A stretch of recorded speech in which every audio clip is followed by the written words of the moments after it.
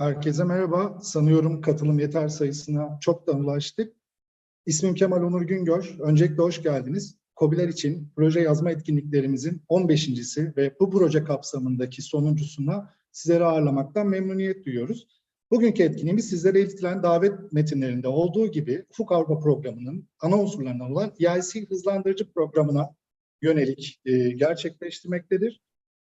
Çok kısa müsaadenizi isteyeceğim. Tamamdır. Yine belirttiğim gibi EIC Hızlandırıcı Programı Ufuk Avrupa'nın kilit unsurlarından biri olmaya devam ettiği üzere biz de bu alanda KOBİ paketimizi ölçeğinde birçok etkinlikler yapmaya devam ediyoruz. Bu etkinliğimizde online olan etkinliklerimizden, online etkinlikler altında yer alan KOBİ'ler için proje yazma eğitim bileşenlerimizden dediğim gibi 15.si olma özelliğini taşıyor. Projemiz Ufuk Avrupa özelinde etkinlikler yaptığı üzere aynı zamanda da ismi Ufuk 2020'de Türkiye Faz 2 projesi olarak geçmektedir. Ancak sizlerin de bildiği üzere artık program olarak ve proje olarak Ufuk Avrupa özelinde etkinlikler yapmaya devam etmekteyiz. Projemizden çok kısa bahsedeceğim. Projemizin Sanayi ve Teknoloji Bakanlığı sözleşme makamıdır. Rekabetçi sektörler altında yönetilmektedir, yürütülmektedir. Projemizin ana yararlanısı ve bu şu an bulunduğumuz etkinliğinde ev sahibi ve olma özelliği de TÜBİTAK taşımaktadır. Etkinliğimize 450'den fazla başvuru aldık. Bu yüzden size teşekkür ediyoruz. Bugün de 100'den fazla katılımcıyı ağırlamayı hedefliyoruz. Zaten şu anda görüntülediğim 115 katılımcı bizleri izliyor. Öncelikle vakit ayırdığınız için teşekkür ediyoruz. Etkinliğimizden yine çok kısa bahsetmek gerekirse ilk aşama başvurusunu gerçekleştirecek KOBİ'ler için neler gerekli? İkinci aşama tam başvuru için de bileşik gereksinimlere detaylıca değiniyor olacağız. Yine bu kapsamda etkinliğimizin değerli panelistlerini sizlere hızlıca takdim etmek istiyorum. Projemizin ana yararlanıcısından Sayın Tarık Şahin bugün bizlerle beraberler. Aynı zamanda projemizin teknik destek ekibinden kilit uzmanımız, aynı zamanda KOBİ uzmanımız Sayın Filip Soldun bizle beraberler. Aynı zamanda yine projemizin takım lideri Otisya Spiroğlu bizlerle beraberler. Projemizin teknik destek ekibinin diğer üyeleri Diamantis Pumpis, Doktor Sanem Yalçıntaş, Selin Doğrusöz ve Şelale Dağalpi de bugün bizlerle olacaklar. Ben sözü daha fazla uzatmadan çok kısa bir hatırlatma yapacağım. 13 Eylül ve 14 Eylül tarihlerinde İstanbul'da sırasıyla proje yazma kampı ve yine EIC hızlandırıcı alanında olan proje yazma kampı ve proje sunum çalıştayı gerçekleştirilecek. Sırasıyla 13 ve 14 Eylül tarihlerinde. Bununla ilgili bilgileri de sizlere chat kısmından mutlaka paylaşıyor, linkleri iletiyor olacağız. Şimdi sözü TÜBİTAK'tan EIC irtibat noktası Sayın Tarık Şahin'e konuşmaları için devrediyorum. Çok teşekkürler Kemal Bey. Herkese merhaba, hoş geldiniz.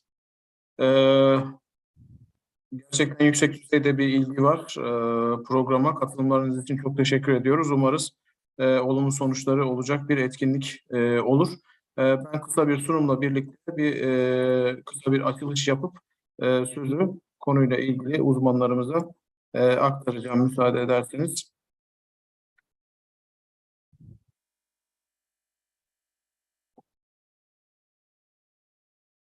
Sunumda bir sorun var mı Kemal Bey? Gayet iyi gözüküyor Tarık Bey. Teşekkürler. Tamamdır. Ben o zaman İngilizce olarak sunumu yapmaya başlayacağım. Hello everyone. Good morning. Welcome to our project writing training, which is relevant with the EIC Accelerator Programme. I hope that it will have fruitful results and many project applications to this program. As Kemal Bey also mentioned, we are now at the 9th framework program period, which started in 2021. The program is called as Horizon Europe. In Turkish, we call it Ufuk Avrupa, which is the last one of a series of programs which started in 1984. And Turkey has been involved in the program with the 6th framework program, and now we are in the 9th framework program. So our experience and participation in the program is also increasing very high. We are going to handle the EIC Accelerator Programme today, and the structure of the EIC, structure of the Horizon Europe is on the screen. You see on the right side, under the third pillar, which is named Innovative Europe. There's a European Innovation Council program. The EIC Accelerator is run under this EIC program, and the structure of EIC is as follows. You see there are three main funding mechanisms under EIC program, which are Pathfinder, Transition, and Accelerator. We are going to cover the Accelerator program today very detailedly, so I will not go into details at the moment. Our experts will cover it very widely today. I also want to mention about our website, the official website, the official dissemination point of Horizon Europe in Turkey, which is ufukavrupa.org.tr.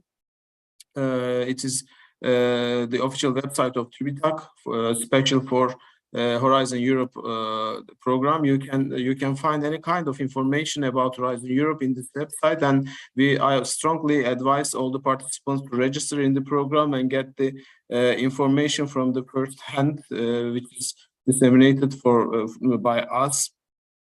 If you go into the website, you will see the section related to EIC, European Innovation Council, and you can see all the information about the programs under EIC and our contact details on the related web page of EIC under our website. And I also want to mention about our social media accounts. We are, thanks to the project team, we started to use very actively our social media accounts. You will see very beneficial information flow in the on these social media accounts. So I also strongly advise everyone to follow our social media accounts as well. My information for my presentation for today is finished. Thank you for listening my short presentation. I hope that I have encouraged you to take a fresh look at what TÜBİTAK has to offer SMEs, especially on EIC Accelerator support as part of our Horizon Europe coverage. I would like to hand over to my colleagues to take us through the initial and full application processes and provide you with an insight into some of the aspects that will help to strengthen your proposals. And Odysseus, over to you. Thank you. Thank you, Tarek. Welcome, everyone. I will start with a presentation of an overview, both of our program and of Horizon Europe, and of course, EIC Accelerator, because I believe it is very useful to have the complete picture, even though EIC is a very particular program. So without further ado, please let me, give me a moment.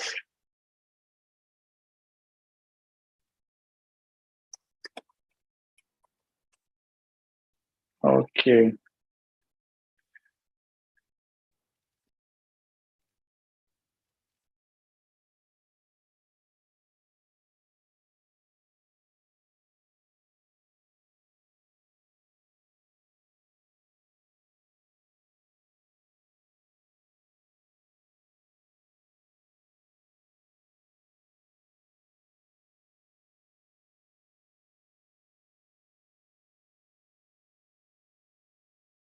I think we lost him.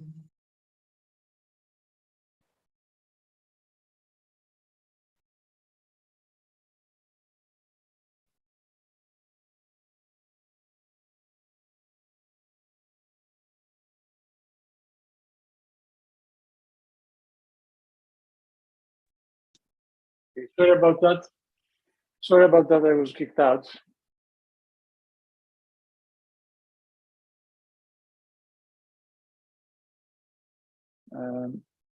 Can you see my presentation now? Yes, we can see. Okay. So, a few words about me. I'm the team leader of a group of experts. I have been in this job for more than 20 years. I have a background in engineering, ICT, and financials. And we have been doing this for quite a few years, training sessions in innovation, in management, in entrepreneurship. So I think that you will have the chance to enjoy this this webinar. A few words about our team. It's not just me and Philip. We have with us a wonderful team of Turkish experts as well to back us up. And of course, here with us today, Diamandis, our training coordinator, Kemal, Selale, and Celine to help us. Horizon Europe and Accelerator are EIC Accelerator is a part, of course, of Horizon Europe. So within our program, we have a series of events that are dedicated to SMEs and EIC Accelerator. So we have webinars, we have project writing training events, project writing camp events. And within all these events, we try to cover both EIC Accelerator short application and the full application. So today is one of these events where we cover the full application, but we also have a project writing camp next week in Istanbul, for which I believe Philip will say a few more words. Apart from these events, which are focusing on training events, focusing on your training, so we have training events on any kind of issues, so not just in EIC. We have offered training events on every aspect, almost every aspect in Horizon Europe, including administrative issues.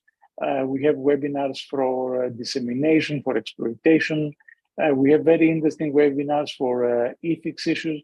And I urge you to visit our help desk and have a look in these training materials. In our help desk, you will find not only the recordings of these events, but also very useful presentations and supporting material on these events.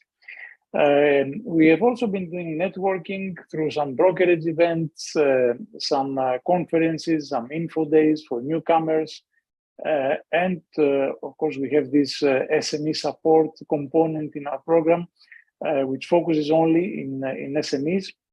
And a bunch of tools, as I mentioned, the website, which is a website that was relaunched with Horizon Europe. And there you will find very useful information on upcoming events, not only for our project, but also events that TÜBİTAK organizes.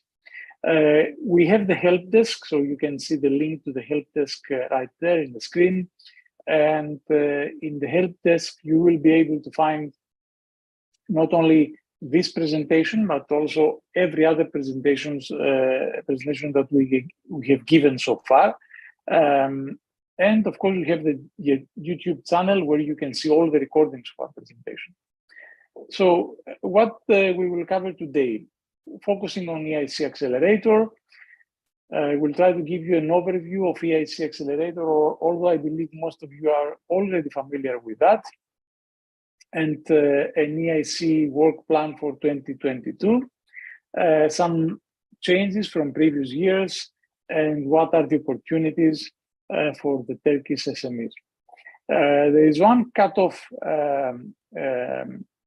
that remains on October 5th, and this cutoff date, well, rather this year, was focusing on two specific challenges. So open strategic autonomy and technologies for Fit for 55. Now, open strategic autonomy is a new term in Europe. It was coined within Horizon Europe framework, but it is more political, and it's Europe trying to pose as a major partner within the global geopolitical system. It affects every aspect of foreign policy, of science, of research, development, innovation, of course. Technologies for Fit for 55, of course, it's related to the commitment of European Union to fight climate change. Some numbers from the last cutoff, you can see that we had over 1,000 proposals submitted with a 6.4 billion requested budget. 74 companies were selected out of these 1,000. So you can see that the project is It's a very demanding, very challenging. It's interesting to see that 66% of the companies that applied requested blended finance. So we can see that this new instrument of blended finance, it is something that it is being thought of. So companies want to use it. They don't just go for the grant. And we can see that 84 of the requested companies received equity and grant as well. So there is a preference from what we can see in companies that have bigger goals, not just take the grant, but companies that have a more long-term strategy and require funding and are ready to scale up. Whereas in the previous programs in SME instrument, the focus was more on companies that were starting up and were trying to get established. Naturally, we can see that the top three countries in SME in EIC Accelerator are Germany, France, and Finland. But we have also widening countries like Poland, Portugal, Bulgaria, and Estonia. Turkey is a widening country, of course. Okay, here. Okay. So what's the big picture? What's the vision of Horizon Europe, and why I have this slide here?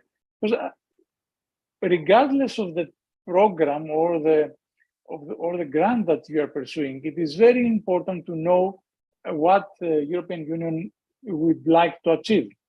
So you will see later on in the challenges, and you can see in this vision, that everything is around climate change, sustainable development goals, and competitiveness and growth. So we have the sustainable development goals. They are defined by the United Nations. And the whole idea is that we are trying to achieve them. We are trying to tackle climate change, and at least 35% of the budget will go there. Now, digital transformation, which is also one of the major goals, it's more a tool rather than a goal. So we want to fight climate change, and one of the tools that we would like to see is digital transformation.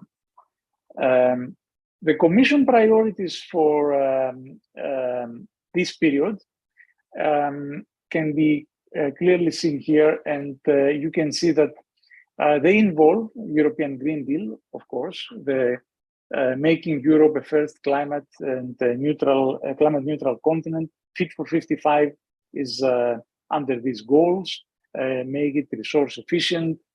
Make sure that, if possible, we are trying to not only stop the deterioration of environment, but turn the clock back and get back to numbers, polluting numbers that will stop and reserve this trend that we can now see of climate disaster and climate change. Europe Fit for Digital Age is exactly what I told earlier. So digitization, digital transformation, empowering people with technology, and all that, while at the same time we make sure that the investments that we make are attractive. We create quality jobs. We create an economy that works for people and does not do any harm for the environment. The three next priorities, so being stronger Europe in the world, is more related to the open strategic autonomy, and of course European way of life and European democracy. These are more political priorities, but you always have to keep in mind when you are justifying your project that you can address at least somehow all these priorities as well. On top of that, of course, we have the recovery plan for Europe. That was the fund that would help European countries after COVID-19. After the war broke in February, this plan will most probably be used also for alleviating the problems that the war has created. So there is a grant there. Maybe Europe will need to increase this grant if it would like to address all these challenges. The structure of Horizon Europe, just to remind that we're under Pillar 3, European Innovation Council and European Innovation Ecosystems that try to support innovation. So European Innovation Council is a program that focuses on SMEs, on startups, on spin-offs, on scale-ups. European Innovation Ecosystem, there are a lot of opportunities there as well.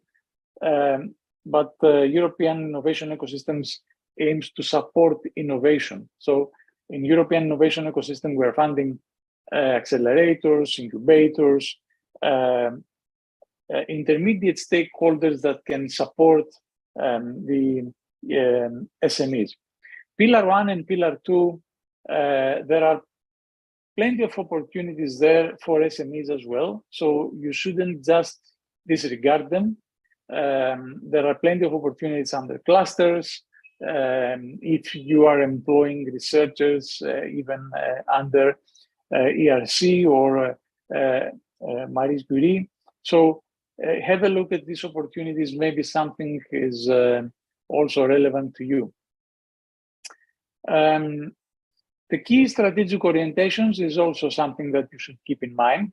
They apply more to clusters and Pillar 1 and mainly Pillar 2. But have a look at them and try to see where you fit. And you will see by the challenges that we will present later on that even the challenges fit in one of these 4 priorities, 4 orientations. And these are also new. And you can see that if you read the text in the boxes, there are a lot of overlaps, and the boxes, the text is often too complicated. The essence of it is that we want to address the challenges, and we want to create projects that will fulfill the priorities that we have. That will be under the priorities that I just presented. So digital transformation, of course, is one of the major priorities, creating key digital technologies, emerging technologies, creating new value chains. But you can see here also the word green transition. So green transition, human-centered technologies. In the second box, in protecting the environment, you can see how we want to restore Europe's ecosystems and biodiversity and ensure food security and clean and healthy environment. In the third, in sustainable development, again, we're talking about digitization, digital-enabled, circular, climate-neutral, sustainable economy. So you can see all these overlaps, and this is what you should remember. The fourth priority, inclusiveness and resilience and inclusiveness, is more about society, is more about respecting the values of Europe and try to create some positive social impact.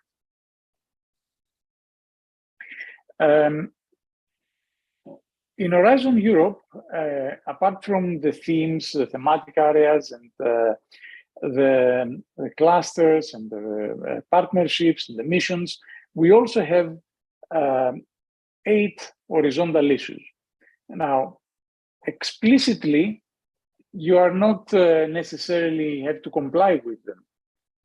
So nobody will tell you that you need to, in your proposal, you need to justify that you have, for instance, social sciences and humanities component, or you're following open science practices. A lot of these horizontal topics refer more to clusters and collaborative proposals. However, you should also consider them and try to fit them into your project. First of all, because they're very important for European Commission. And in case of having the same grade with another company, respecting and proving that you are committed to these horizontal topics, to these cross-cutting issues, will give you extra points. I will briefly go to them. So gender equality and inclusiveness, we can all understand.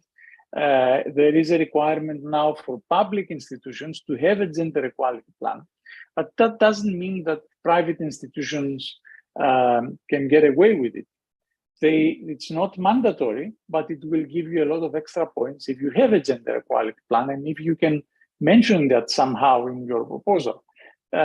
Ethics and integrity goes more to research. So if you have a big research component, then you should consider both ethics and integrity into your research, and of course following open science practices, which means that whatever you are developing will also have an open component. So if you're publishing something, of course, nobody asks for you to reveal your trade secrets or your algorithms or the work that you are doing. But it is important, whatever you consider that can be public, to allow it to be. So this is the open science practices that we want to pursue. Dissemination and exploitation, that goes without saying.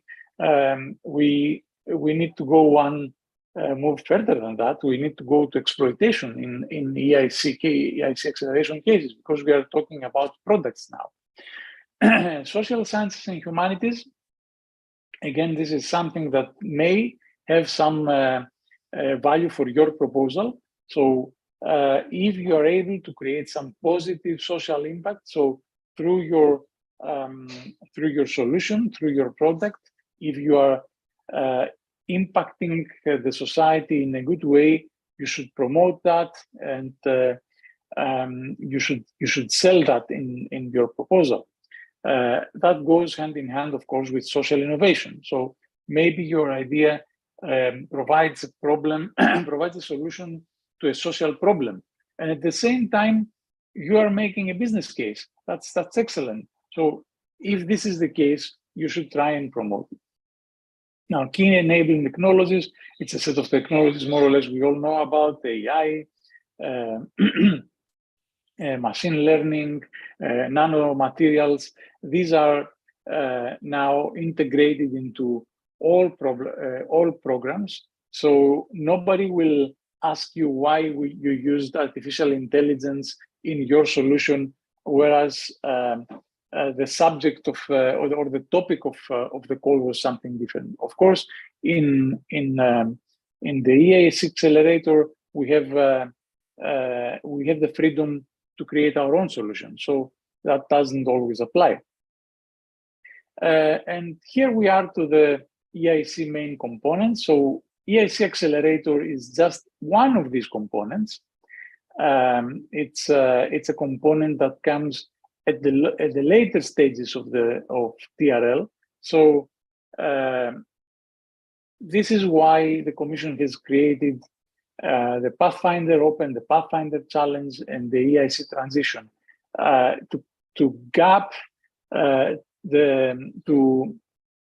to bridge the gap between research and commercialization. So these are also great opportunities for SMEs. You could participate in an EIC Pathfinder project.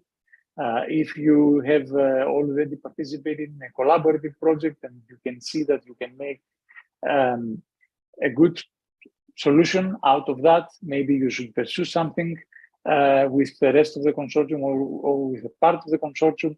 Or if you are able to turn research results into innovation opportunities, then maybe you should look into EIC Transition. Remember that you don't necessarily have to use research results that you have created in the past. There are plenty of sources in EIC portals, and the results are now published. So you can always use results from another project as long as these results, of course, do not have an IP associated with it. And you can take these results and build a solution for you. And this will be wonderful because it will prove that funding that goes to research and development is funding that benefits companies, and it helps them go from earlier TRL levels to later TRL levels. You don't have to start from the beginning. And of course, EIC Accelerators is dedicated to startups and SMEs that try to develop and scale up high impact innovations. Now, these are the Pathfinder challenges. You can see that they are very, very specific. So solutions for carbon dioxide and nitrogen management and valorization, healthcare continuum, cardiogenomics, DNA-based digital data storage, quantum information processing. So all these challenges are challenges that you need to fulfill, you need to take if you are going for a Pathfinder challenge. And this time, the challenges are announced, so there is no free component. You have to go under these challenges in EIC Pathfinder. Similarly, in EIC Transition, we have the green digital devices for the future. We have integration of clean energy technologies. You can see that these are a bit broader. So a process and system integration for clean energy can be anything.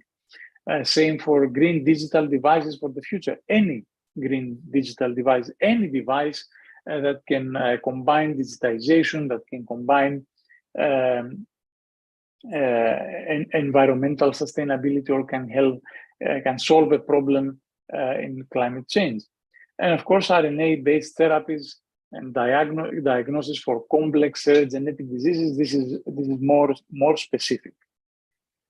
For EIC accelerators, these are the challenges that you need to pick. So we have, again, the technologies for open strategic autonomy. So how to help Europe create a technology of its own and keep this technology into its borders. Because after COVID, we have realized that we cannot depend a lot on others, especially if these others are competitive or sometimes even belligerent to us. So we cannot depend on Russia, we cannot depend on China, and we cannot even depend to the United States or Canada. I mean, we have created a set of allies, but Europe needs to create its own technologies and create its own competitive advantages. So you can see that we have components and technologies for pharmaceutical industry, for healthcare technologies, again, raw materials, quantum technologies, edge computing, applications for space, infrastructure, space technologies, critical security technologies for secure communication, and even innovative financial and payment infrastructures. So things like blockchain, for instance, new value chains for clearance, new financial products. These are all things that fall under the challenge of open strategic autonomy. For Fit for 55, of course, we can see here all technologies that are dedicated to environment, clean energy convention, decarbonization, energy efficiency, zero emission, neutrality, water, gas management, but again, also green digital technologies. So you can see that digitization is integrated in almost everything. Now, what is the gap that EIC is trying to address? From research to commercialization, we used to have the collaborative projects. We used to have, and we still have, of course, we have the collaborative projects, we have the missions, we have the partnerships that provide a lot of funding on research.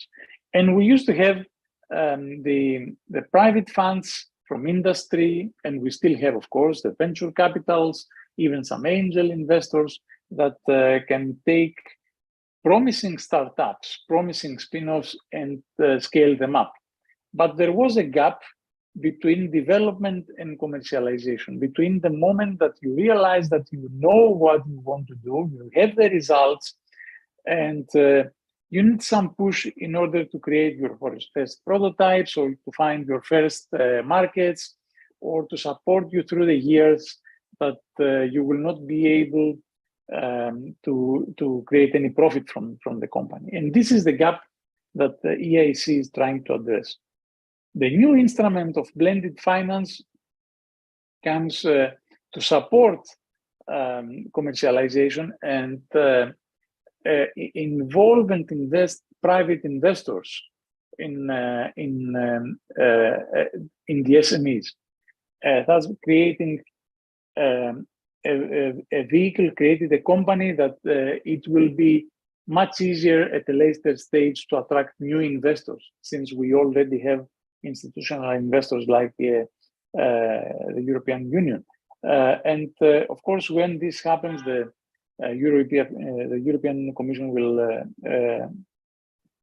leave, and the companies will find the complete way to the market. How can you prepare yourselves for EIC Accelerator? You can study the documents. You can study, there are two documents that you need to study. First of all, it's the work program of 2022 to see if you would like to go for a challenge or if you would like to go on something completely different. You are allowed to do that, of course. If you have a completely different idea, it's a free program. You don't have to comply with the challenges that are announced. Although if you do have a solution in these challenges, you should go for that. Then we have the EIC Accelerator guide. This is something that you need to study very, very carefully.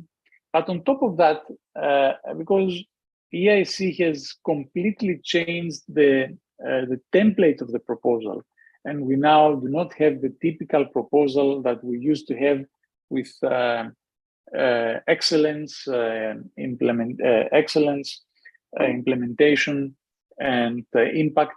Now we have a new tool, we have a new form, and AI is being used to evaluate, to match evaluators with your proposals, and the new form makes use of all the tools that we have been talking about for a lot of time, and are used in businesses like lean methodology, business modeling, tech adoption cycles, of course, business plan and the financial plan. So all of these in the past, they weren't integrated into the proposal.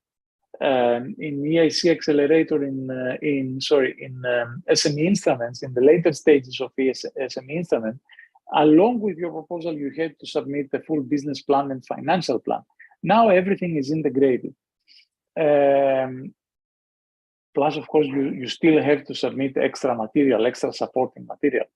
And once you have a good command of these tools, and you know the template, and you know how to use, and you know how you want to describe your idea, then you need to study the proposal template, and you go through the different stages: ideation, development, and go to market. Loosely, these three components are similar to excellence, impact, and implementation, but only loosely. And of course, once you know the proposal template, you start to prepare your concept. Now, in the following sessions, we will go through this proposal template and the tool and what you need to write in this proposal. But it is necessary to have an overview of what is expected of you and of the tools that can help you create a better proposal. I want to finish this presentation by also urging you to not think only the SME instrument. There are other calls. If you are very new to this, if you have an idea that you are not sure if it is EIC material, then there are plenty of opportunities in finance for third parties. So in most of the cases, these opportunities will not give you 2 million, of course. They will give you maybe 60 up to 1,000 and to 120,000. So the budget is not that big, but it will help you gain a start. It will help you verify, validate your ideas. It will provide you with help, with mentoring, with coaching, so you will be able to mature your proposal and then go to EIC instrument. So all these calls, either from other projects or from EIP, the European Institute of Technology, all of these may be relevant to you. So take a look at them. Take a look if you would like to use them as a stepping stone for EIC Accelerator. That's all from my part. I think we covered the priorities, the goals, this EIC Open and the challenges. And I don't know, should we accept questions now or later? It's up to you, Philip. I think we'll take questions online in view of the timing. Odysseus. Okay. Thank you for that.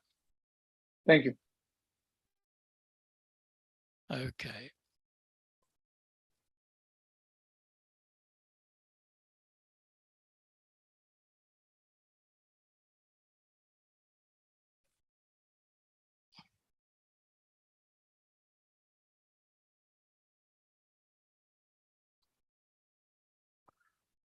Sorry, there were a few slides ahead, bear with me.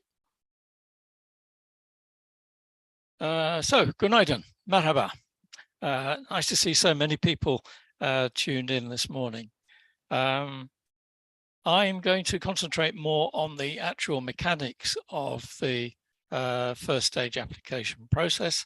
Thank you very much, Odysseus, for giving us the picture on Horizon Europe and the programs within it.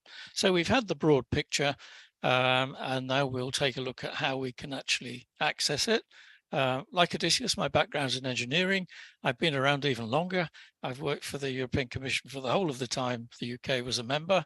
And the saddest thing in my life is that we left the EU, but there we are. Democracies sometimes are not the best thing, unofficially. I visited over 150 SMEs in Turkey. I'm well aware of the issues and problems there. And I must say, I've seen some fantastic businesses with some brilliant ideas. So no way should Turkey imagine that it's any way behind on science and technology and the level of people involved, because some very good people and projects out there. So our role in the Turkey and Horizon 2020, which should really be Turkey and Horizon Europe these days, is to try and help those businesses to win funding, to grow, and to move into global markets. So we're looking briefly at what the EIC has to offer and how they offer it and how to apply. Odysseus mentioned questions. You have the Q&A session there on Zoom. Please, please, please send in as many questions as you wish. No questions are stupid or silly. We'll answer them all. And sometimes the very obvious is not clear to people. And we're here to help. So please send in your questions at any time and we will deal with them. We do have some time available too for more open questions. This is mentioned the 3 pillars. He mentioned that the European Innovation Council is a main feature of those 3 pillars. Their purpose, to make Europe more innovative, more profitable, to grow business, huge program. And you see there that the second work program was 1.7 billion euros. 10 billion overall over the life of Horizon Europe. So a very large chunk of the funding is going into these projects. What's behind it? Every year, the European Innovation Council issues their work programme. At the moment, it's the work programme 2022, which of course is coming to a close. So they'll be publishing, we hope, in perhaps December for next year. This will have all the cutoff dates for next year, any changes in the direction, the objectives, the aims, and the way that the programme works. So I highly recommend that you take a look at that. It has every bit of information in there that you need, and keep an eye out for the published programme for next year. As of now, we don't know what the cutoff dates are for next year. The only one remaining this year is the 7th of October. It was the 5th. It's changed to the 7th of October. But if you're geared up to deliver on the 5th, carry on. Lots of mention of TRL, just a reminder, the different TRL levels. I think this was developed by NASA for developing the space program, which I'm pleased to see is starting up again. So you see that 0, if you like, to 3 is the idea, 4 and 5 the prototype, and then we go into validation and finally into production. The accelerator will look at 5, but is more happy with 6 to 9. So it's about getting a product which has been proven in the lab and test cases through to a commercial market. It's the top end of that. There are other programs to help, as Odysseus said, with the earlier science and R&D. Where do the projects come from? Most of it comes from open calls, the bottom-up applications from many thousands of SMEs, universities, and so forth. This is on Accelerator focused purely on SMEs and on single SMEs, but the open calls across the EU come from a variety of sources, and there are other challenges that Odysseus described, a lesser part of the program, but very focused, and if you're in that field, in those fields, of interest to you. How's it delivered? Odysseus mentioned the 3 different stages, and of course one leads to the other. You have the research element in Pathfinder, the development into a commercial looking project in transition, and finally Accelerator to take it to market. Most SMEs are interested in the accelerator part. A quick look at the other 2 in terms of how you need to qualify for Pathfinder. As I said, taking research to develop a scientific basis. So if you have some wonderful new scientific idea that may change the way that science happens, Pathfinder could be for you. Already the open call finished in May. The deadline is October, which is now pretty close for the challenges. Those are the challenges that Odysseus described.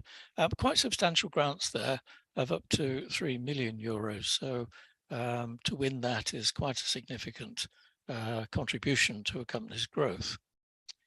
For that, you need to have consortia, so it must include 3 legal entities, one of which must be in a member state or associated country, but at least one must be in a member state. And it's about having a vision for a future technology, achieving scientific breakthroughs, and involving interdisciplinary teams of researchers and innovators to prove the principle of a project across those different legal entities. Transition taken is there, you see, from TRL 4 to 6. So it's the maturation and validation of novel technologies. This is really to take, because of the early stage, if you like, of Accelerator, it's still taking in projects from earlier research programs. There's a list of them. And if an application is made to develop one of those programs, develop one of the projects under those programs into a more mature technology, this is what they're interested in. Again, the delivery of that, the first deadline's gone, the second is pretty soon. But of course, all of this will be repeated in some way next year. And again, you're into consortia, but they will include single entities. You'd have to make a very good case for that and show that there's business and market readiness. And again, substantial grants up to 2.5 million. The challenges, again, Odysseus mentioned. Again, you're into consortia. but they will accept individual companies. The usual thing is consortia. And there are rules about how old the original project was, because of course, science and technology changes. Is it still relevant? And again, we're into novel technologies and early exploration of markets and competition through a motivated team. So, Accelerator, the main focus of this morning, supporting startups and SMEs, specifically single SMEs. There are no consortia involved here, although you can have subcontractors who play a minor part in the project. It's about scaling up high impact innovation, the potential to create new markets.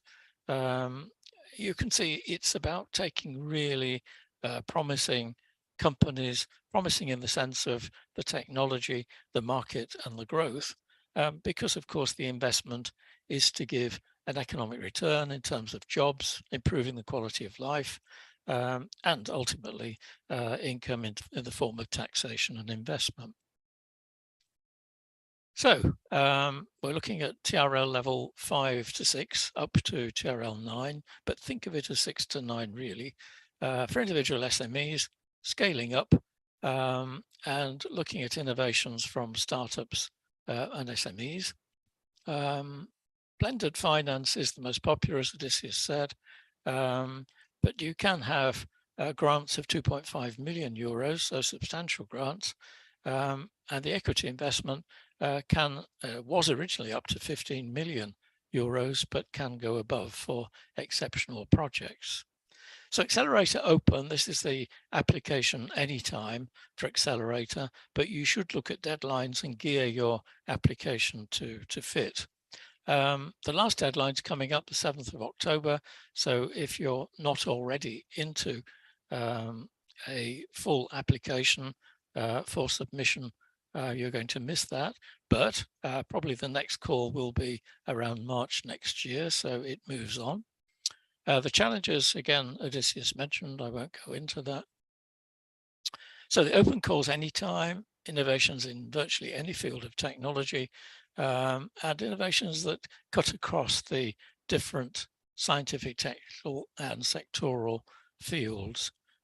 Used to be called carrier technologies, where perhaps an accepted technology in one area was new to another and was then developed in that sector.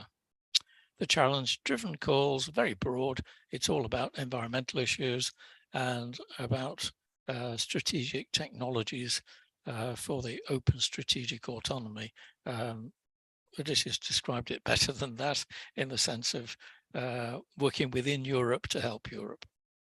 In all of this comment about Europe, by the way, I include Turkey because, of course, Turkey is eligible for all of this support.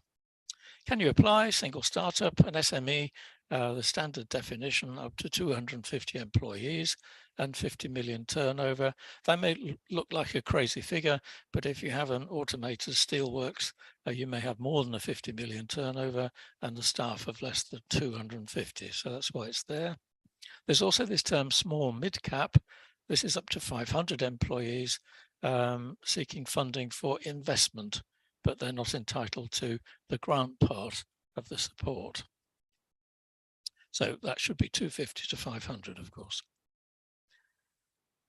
So what can you have? There's grant only. If you have a particular issue that you want to resolve in your project, and a grant might do that so that your project's more attractive to investors, then grant only is there. But to win grant only, you have to show that you will have backup finance to take it further. Grant first, again, you could have the grant to develop out a particular risk and also apply for equity then to follow up if you resolve that issue. Grant and investment, the blended finance, is, as Odysseus said, the most popular, with over 80% going for that. And logical, really, a grant to finish off the project, if you like, to get it market ready, and then investment to take it to market. Investment only is also there. The Commission will help to find investors if you're having problems in locating them. The Commission, by the way, do have their own investment fund, the EIC fund. That is there for situations where the private investors may still be reluctant. The Commission will invest, and then as soon as it becomes more attractive to private sector, hand it over. They don't want to compete with private investors, but they want to make sure that good ideas get into investment. So the grant only, if you can prove you have sufficient financial means and scale up to TRL 9, grant first, if it still requires work, and then taking it through to more development and investment. The third one there, grant and investment, and finally the investment only. How much can you have for the grant component? Maximum of €2.5 million. They will reimburse eligible costs up to 70% and expect completion in around 24 months. As I said, the mid-caps are not eligible for the grant component. The investment, quite substantial, minimum of 0.5 million and a maximum. There isn't really a maximum, but it was 15 million and is now able to go above. Remember, if you're having investors, you will also go through a due diligence stage to check that the company is being run properly and the finances are correct and so forth. And inevitably, the investors will want a share of the company and perhaps a place on the board. Now, some companies are reluctant to that. They don't want outsiders involved. But remember, you're bringing in professional management, people with market knowledge and networks of companies and individuals that could help. So it may take your idea, we should take your idea faster forward. So there's a balance to be considered there. The Commission also interested in patient capital, the patient capital principle, giving us 7 to 10 years of investment if needed. How do you apply? So this is the main core of what we're talking about, what I'm talking about this morning. You have to register with the European Commission. That's the standard thing for all businesses involved. It's a very simple process, going through the website there. If you then go to the EC Funding and Tenders portal, you'll soon find EIC Accelerator open, and you can then apply through an artificial intelligence-based platform. As Odysseus said, it's taken quite a lot of effort to bring that platform together so that companies can apply, and also they can get feedback on alternative sources of funding. I mentioned the work program in the booklet earlier. That's downloadable too from the EIC. So there are 5 stages. You submit a short application. If that's successful, you're then invited to submit a full application. This is the deadline on the 5th of October. The short application can be made anytime. At both stages, they're evaluated by independents. More of that in a second. If your second application, your full application, is approved, Diamantis will be talking about that shortly. If that's approved, you're then invited to pitch your idea in front of the EIC jury members, around 6 members, most of whom will be business people. And if then that's successful, there's a negotiation on the grant, if you've asked for a grant, of course, and the investment component will require further investigation on due diligence and so forth. If the investment component fails, in other words, if you don't pass the tests for investment, the grant is also not available. So it's important, if you're applying, to make sure the company will fit with what investors are looking for. So the stage 1 then is about submitting the short application. You have to respond to a set of questions, which I'll go through in a second, on the platform. You have to submit a 10-slide pitch deck, 10 to 12, but around 10 is what's expected. If you get through to a jury panel, you have 10 minutes to present, so you can't have 50 slides. And you also must submit a 3-minute video pitch. I'll be talking about that later today. The video pitch sets out the team, their ambitions, and the project, of course. Now, the first stage in this application, you go through a discovery phase. And this one, when you feed in the information about your project, identifies other relevant funding sources. So it's worth doing that. It's not compulsory, but you may find that there's other funding available that you could apply for. And this is at international, national, regional levels. So it's worth doing it. The diagnostic stage you have to go through, you feed in details of your project. It assesses the innovation and helps you to prepare your short proposal. The information in the diagnostic is transferable to the application if you wish to continue.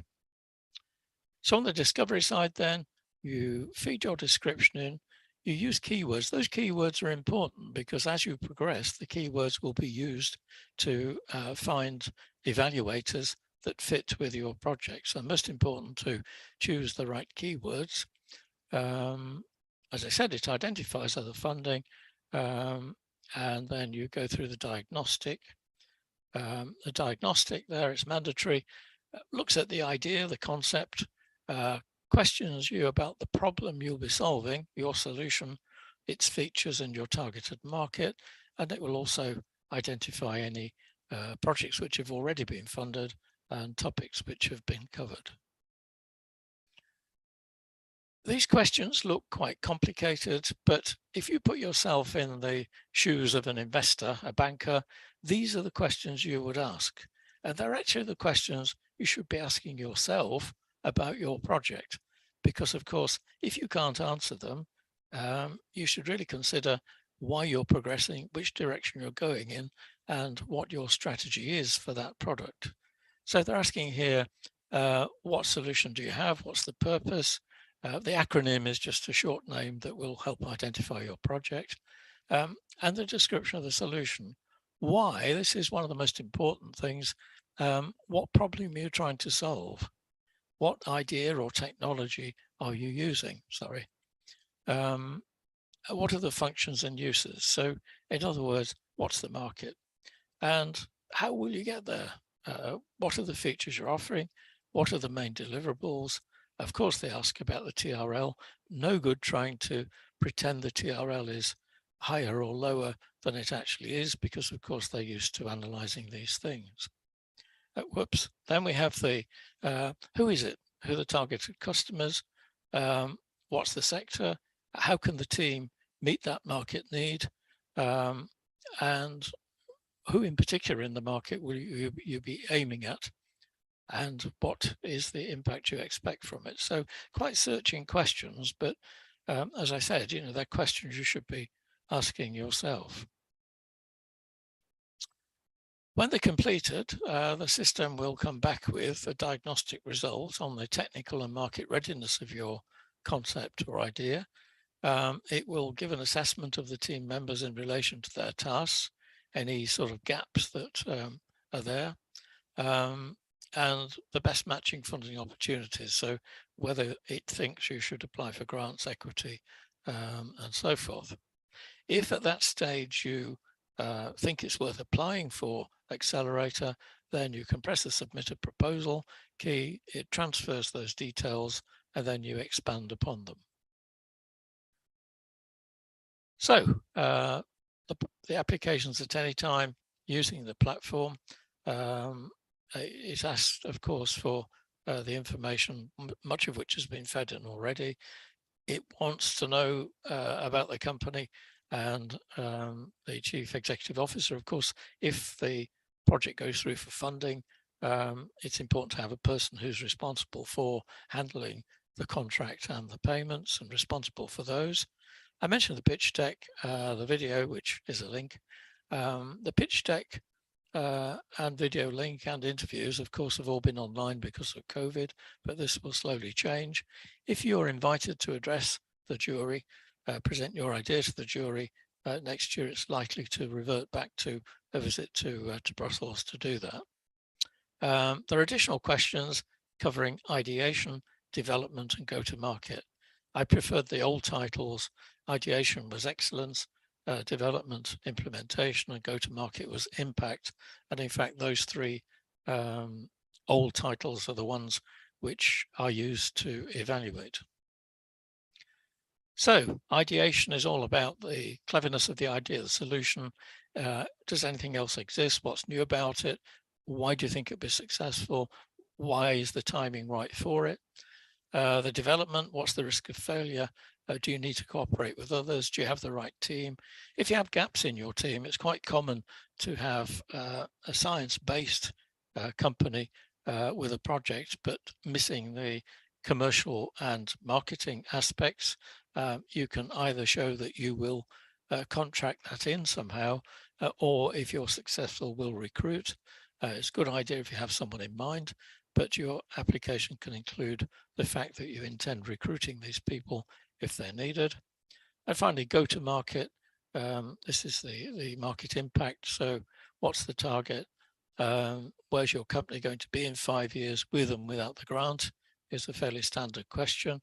What will you consider to be successful? I often see companies who say we're going to market to Europe. Europe's over 50 countries, 27 member states, all with different languages, regulations, competition. So it's important even within Europe to specify which countries are relevant.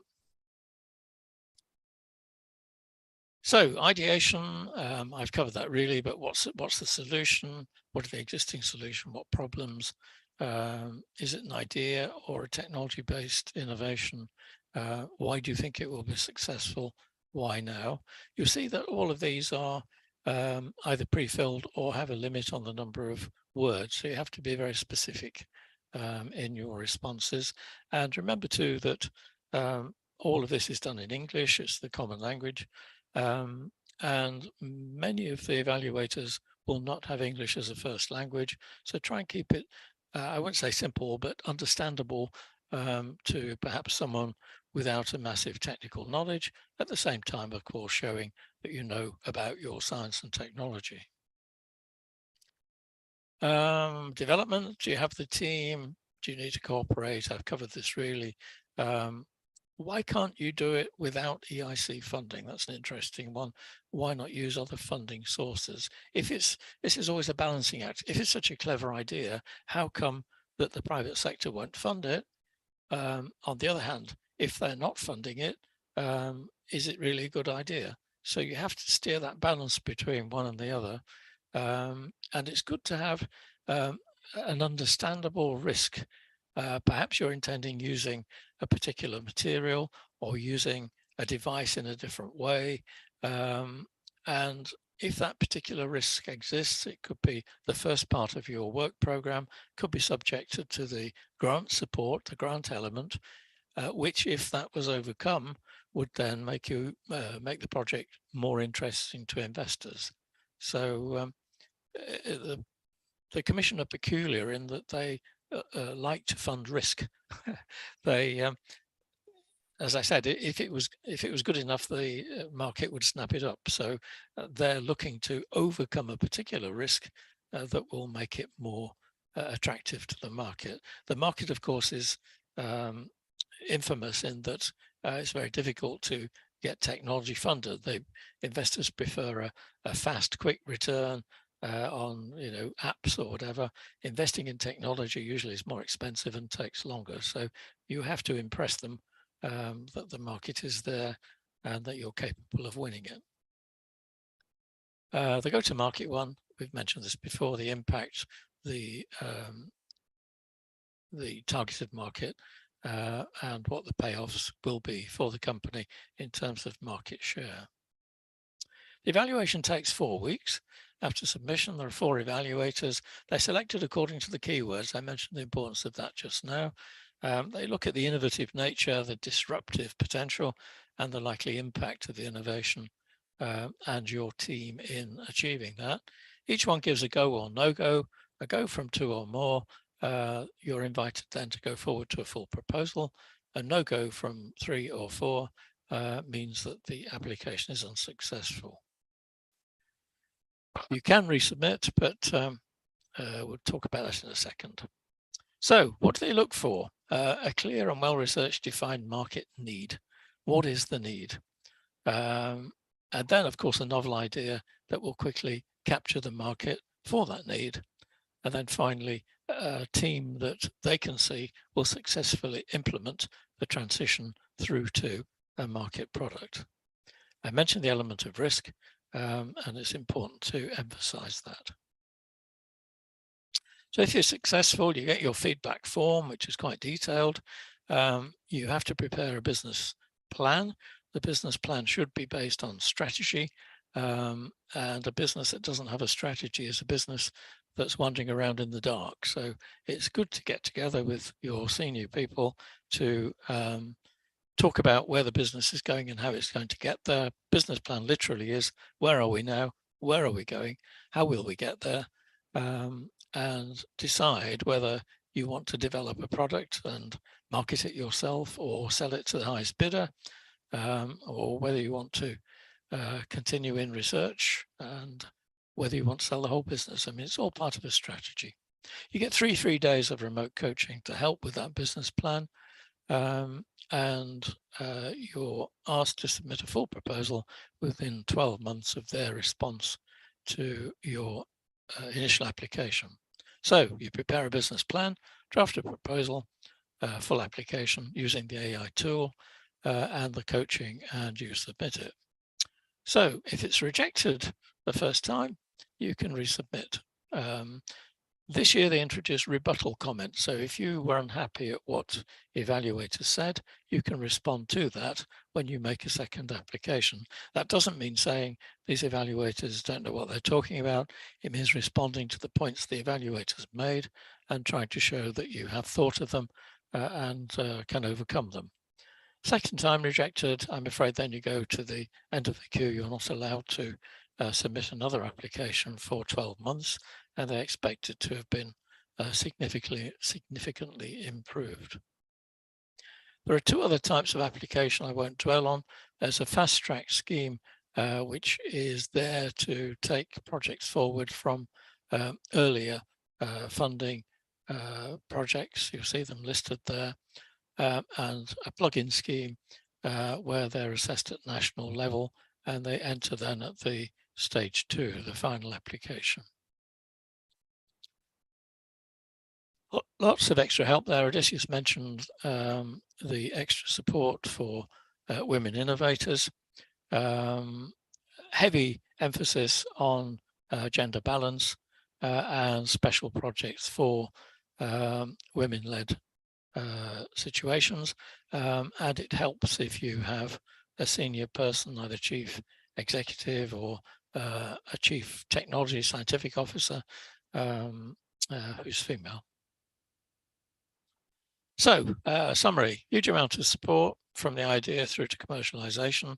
As Odysseus said, read the aims, objectives and requirements, look at the work plan.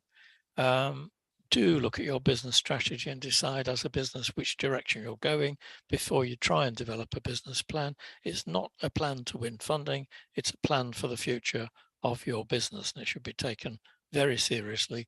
And I'd say begin with a strategy, develop a plan, and then see how your plan fits with what's available from the EIC, not the other way around. What's available, let's make our plan fit.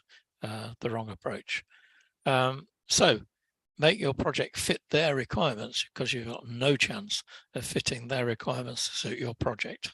An obvious point, an important point, but one that's often overlooked. Start with looking at need, and then develop the idea, and then see how you can implement it. So often in Turkey, I see a research group, perhaps as a spin out from a university, who said, we're really good at researching this. What idea can we think of to win funding? They come up with the idea. And then, of course, the question is, but what's the need? And quite often the answer is there must be a need because it's a clever idea and we're clever people. Start with the need, then the idea to solve the problems, and then look at how you can implement it. Important comment. We can help, by the way. We have other aspects of our project. We have limited availability for one-to-one guidance on first and second stage applications. It's provided free within the project. you apply. If it's accepted by TÜBİTAK, we then have an online meeting, and there's a recording of that meeting and a short report sent afterwards. Contact Celine on that address, or Kamal, of course, you've been dealing with already. We do have 2 events next week, and it's getting a bit too late to register, but Project Writing Camp on Tuesday will look even more closely at project writing. And we have a pitching workshop, how to pitch primarily to the EIC jury for those companies who are well down the line, but of interest if you're pitching to investors. Again, Celine is there. All the information, including today's presentations, lots of other information we've been running now for several years, are available on our website. And there's lots of information, as you can imagine, on the EIC, Horizon Europe, the Innovation Council, as I said, on our project. So thank you for joining us today. Do send in your questions on the Q&A sessions. We're due to have a short break. Let's have a 5-minute break, come back, and then we'll ask Demantis to take us through the second stage. Okay, so 5-minute break. We'll reconvene at 25 past. Okay.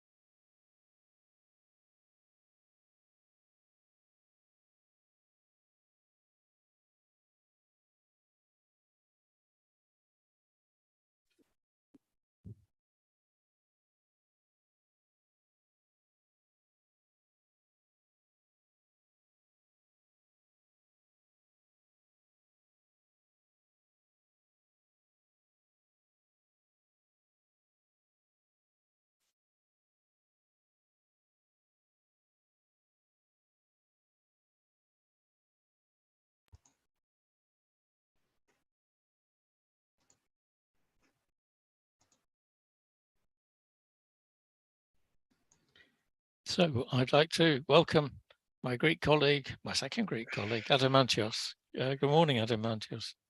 Hi to all. Thanks, Philip. And actually, Kemal, I don't think it was a good idea. We didn't enjoy as much the break because there was this timer there. So I don't think that we managed, all of us, to relax as we needed or wanted because of the timer. So you can have a different type of picture, perhaps, that might relax us for some minutes and not put us under stress. So now I'm sharing my screen. Are you able to see my screen? Yes, we can see Okay. as full screen. And hopefully it will also be possible that the animation that I'm using will work. Otherwise, I will ask Kemal to change my slides. This session is about to last for 40 minutes. In the past, in a previous proposal writing training, we had a much more extensive session where we went through almost all screenshots of the application. The idea is to not give some theoretical hints and recommendation, but see actually what is needed by you in order to complete the full application for the second stage. But it is so lengthy that it doesn't make sense. So reducing its duration to only 40 minutes makes sense, because actually the main point is now to discuss some issues that are very relevant for the process that you are going to apply for the second stage. Because as Philip mentioned, in the first stage, it is possible that one single person with a bright idea can manage to prepare the application for the first stage. In the second stage, it is something that needs to be carried out within a team. Be it that your team is real, physically collocated, or virtual, be it that you may need to involve several people for different parts of the proposal, or that you will apply some type of process from your side, even if you are on your own, that will allow several passes through the proposal. So it's not like someone starts filling out an application in a sequential, linear way. There are many backs and forths that need to take place for submitting a good application. So what I will be now showing you is a real example from a real stage 2 case. And we will walk through a set of screenshots. And why screenshots? Ideally, we would have a template so that we might download it, but there is not this option. And my feeling is that it is intended because the people want that teams or persons involved in this process will work agile on the website of the application and will not handle these as a proposal that may have been submitted even 20 years before. Okay, so this agility in the process is something inherent, and it's therefore that it is not allowed that someone will download the template and fill it out. And please, you can stop me and we can discuss anytime your questions. Kemal, because I don't see the Zoom screen, I don't see whether there are any questions, so feel comfortable to interrupt me and ask me the questions of the audience. And don't wait to ask questions at the end, because it might be not in the right context, so please come up with your questions at the time that you have them. And screenshots are confidential, so we shall not disclose them afterwards, but you can, please feel comfortable to write to me and I can share them with you individually, but we will not put them in the website of the project. So the first question is about whether you are suggesting with your proposal a new value chain. And it may seem like not expected question, but it is the first question. So it starts, the story starts from this. Is it a new value chain, what you are proposing? Yes, no. In both cases, you have to justify with 1,000 characters. 1,000 characters are about 150, 250 words. So you have to be very clear about whether it is a new value chain or not. Both have their pros and cons.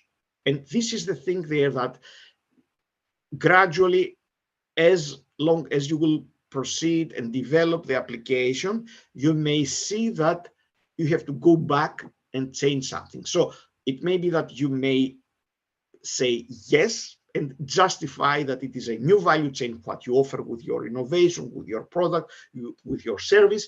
But then you may see there that actually it's not a new value chain, but you refer to an existing value chain. So this back and forth is inherent. And if you try to avoid this, you will have a complete application, a stable application, but not one that can be a successful one. So the next is to define the problem that you deal with and also the solution. And there again, you have to start by answering what type of solution do you have in mind? If it is a product, a service, a process, a marketing method, an organizational method, a consulting service, or something else. So even in case you are fully sure that it is a product, this is what I mentioned before, that the ideal setting is that you have a team to discuss every single question and not under time pressure. So confluence. Odysseus, I might ask Odysseus or Philip or Kemal, is it a product?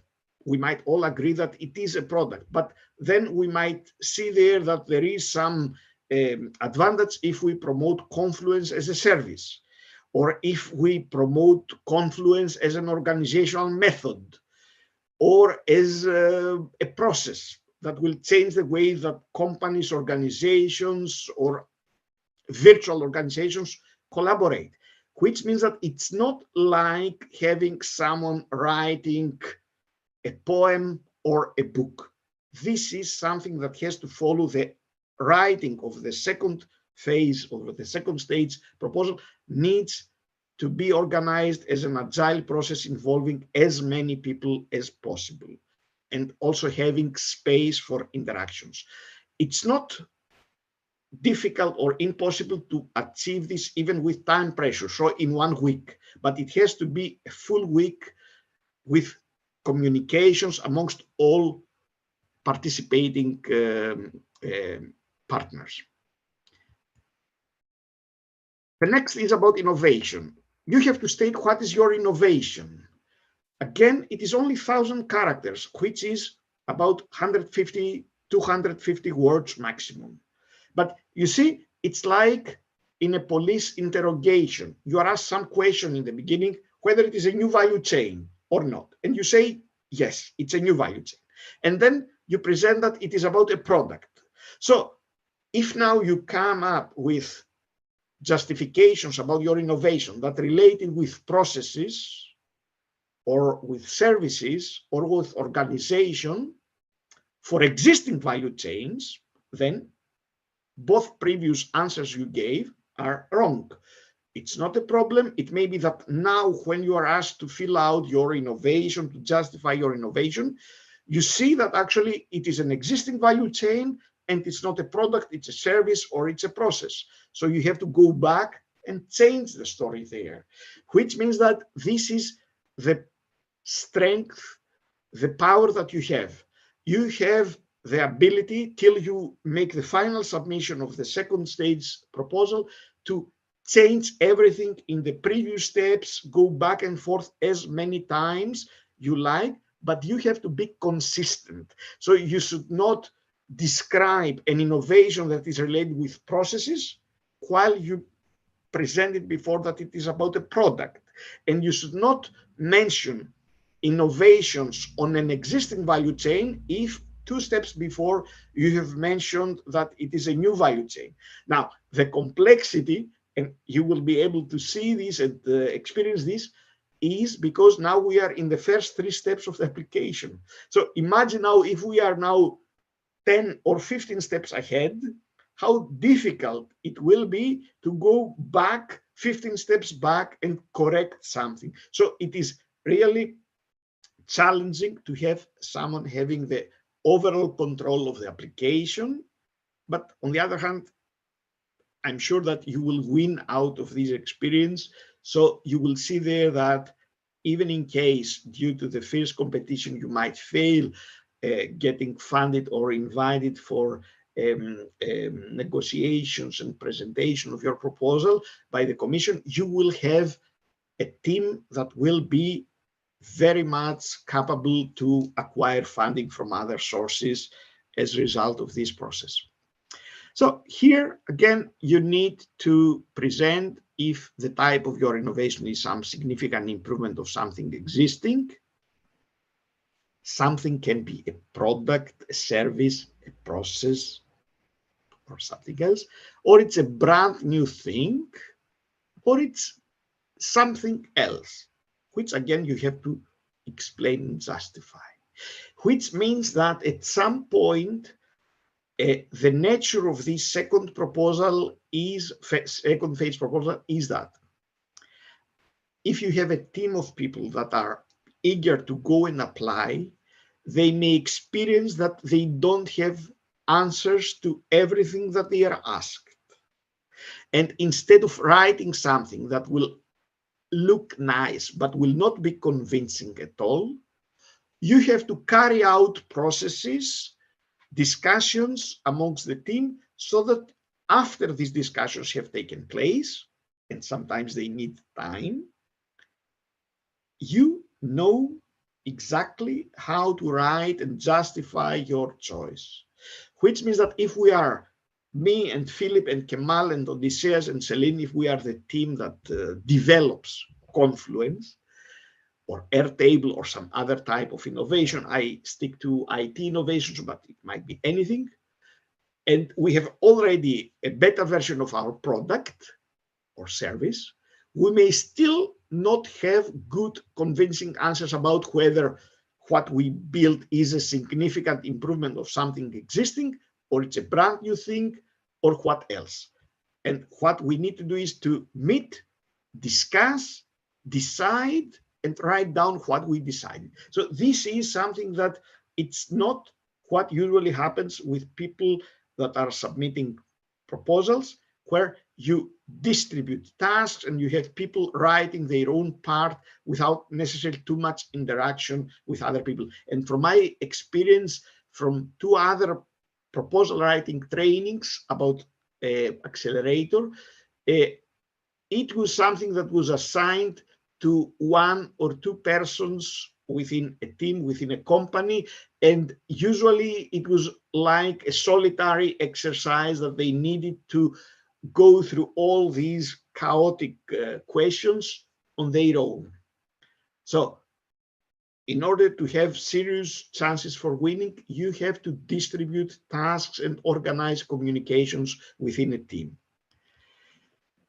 The second question is, what is the level of your innovation? So after having stated what is your innovation, mention now what is the level. And again, here you may choose if it is something distinct, probably minor, or if it is something innovative but could be difficult to convert customers, or obviously innovative or very innovative. So again, whatever you will mention will be against you in case you will not show that you are consistent with what you mentioned before or after. Now, the thing is that we might feel comfortable that here we should choose that what we offer is very innovative.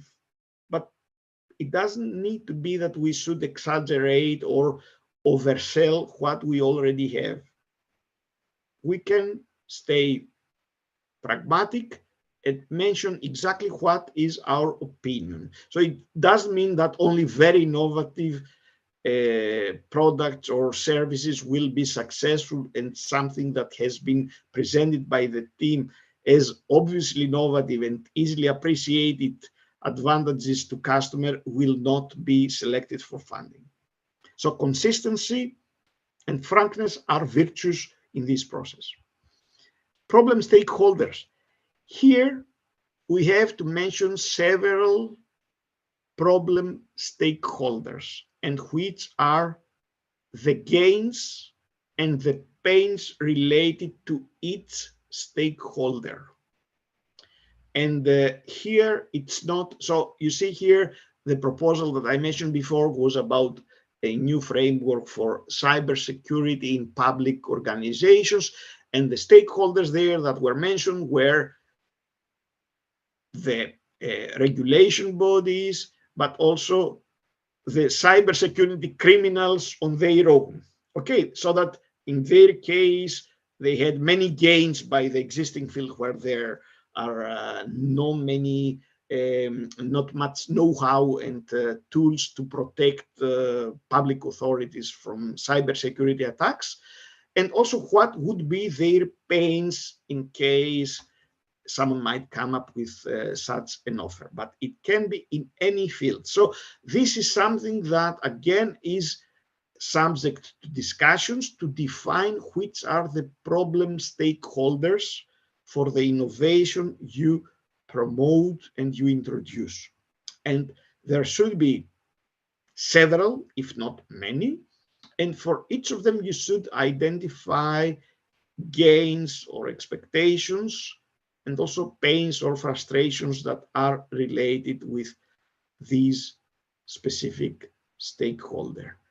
It's not difficult to get used to these nomenclature and terminology, but it's also something not very easy to develop convincing narratives about.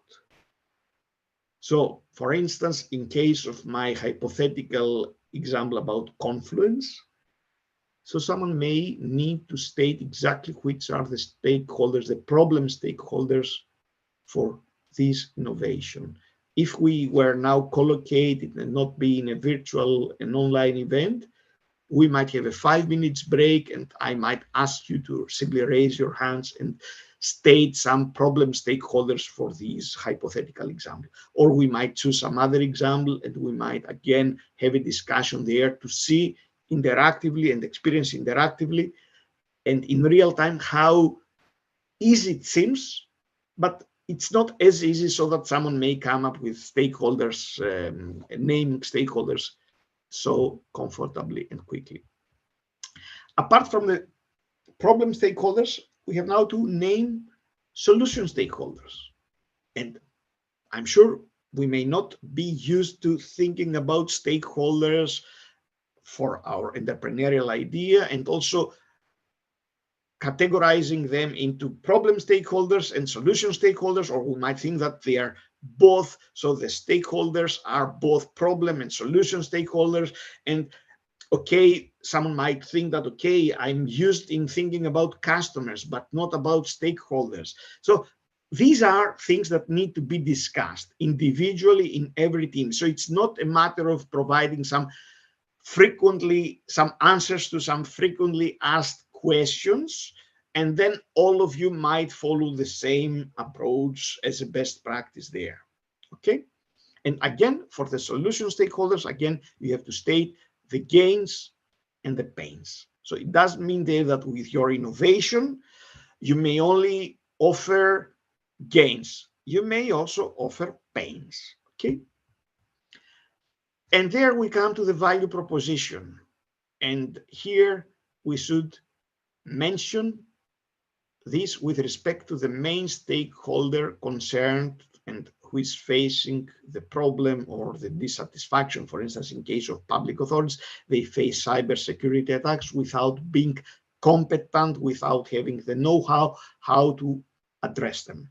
And they might go to their IT departments who don't have the expertise, and then they might go to their IT suppliers where they may also not have the expertise. So the value proposition might be that you offer a solution to the public administrations plus everyone else that is in their value chains, external or internal. And then after having stated the value proposition, we have to mention the unique selling point. Someone might say, aren't these two terms synonym and compatible? Yes, in many cases we use these terms interchangeably, but here we are asked two different questions and we have to answer them. This is the thing there, that at some point this is a continuous process in this second phase, that for things that you think there they are obvious or they have been answered before, there is a new question that you have to address. And the worst thing that you could do is to simply copy paste or repeat the same answer you gave before, but with some different wording. No, this will not be convincing. This will show at the end a very poor performance and will not get a high score. So even if you convince one of the evaluators, the others may come up with a no-go. And again, a question in order to relieve his/her pain, the project name, whatever is the name, aims at solution by improving expectation gains. And again, here you have to present improvements to the expectations that the main stakeholder have. And then again, you have to present your unique positioning and place in the market. And someone might say, okay, as long as I present my unique selling point, my unique position in the market is related with a unique selling point or with a value proposition. I would agree with you, but the thing is that here, someone, an evil mind perhaps from the side of the Accelerator team, has distinguished all these questions to be asked separately, and they have to be sufficiently answered, convincingly answered separately. It's not easy. It seems trivial. It is, of course, no rocket science, but it needs people to think about and not just start writing some stuff that may make you feel, okay, we prepared, submitted the application, but it will obviously not offer convincing answers to these questions.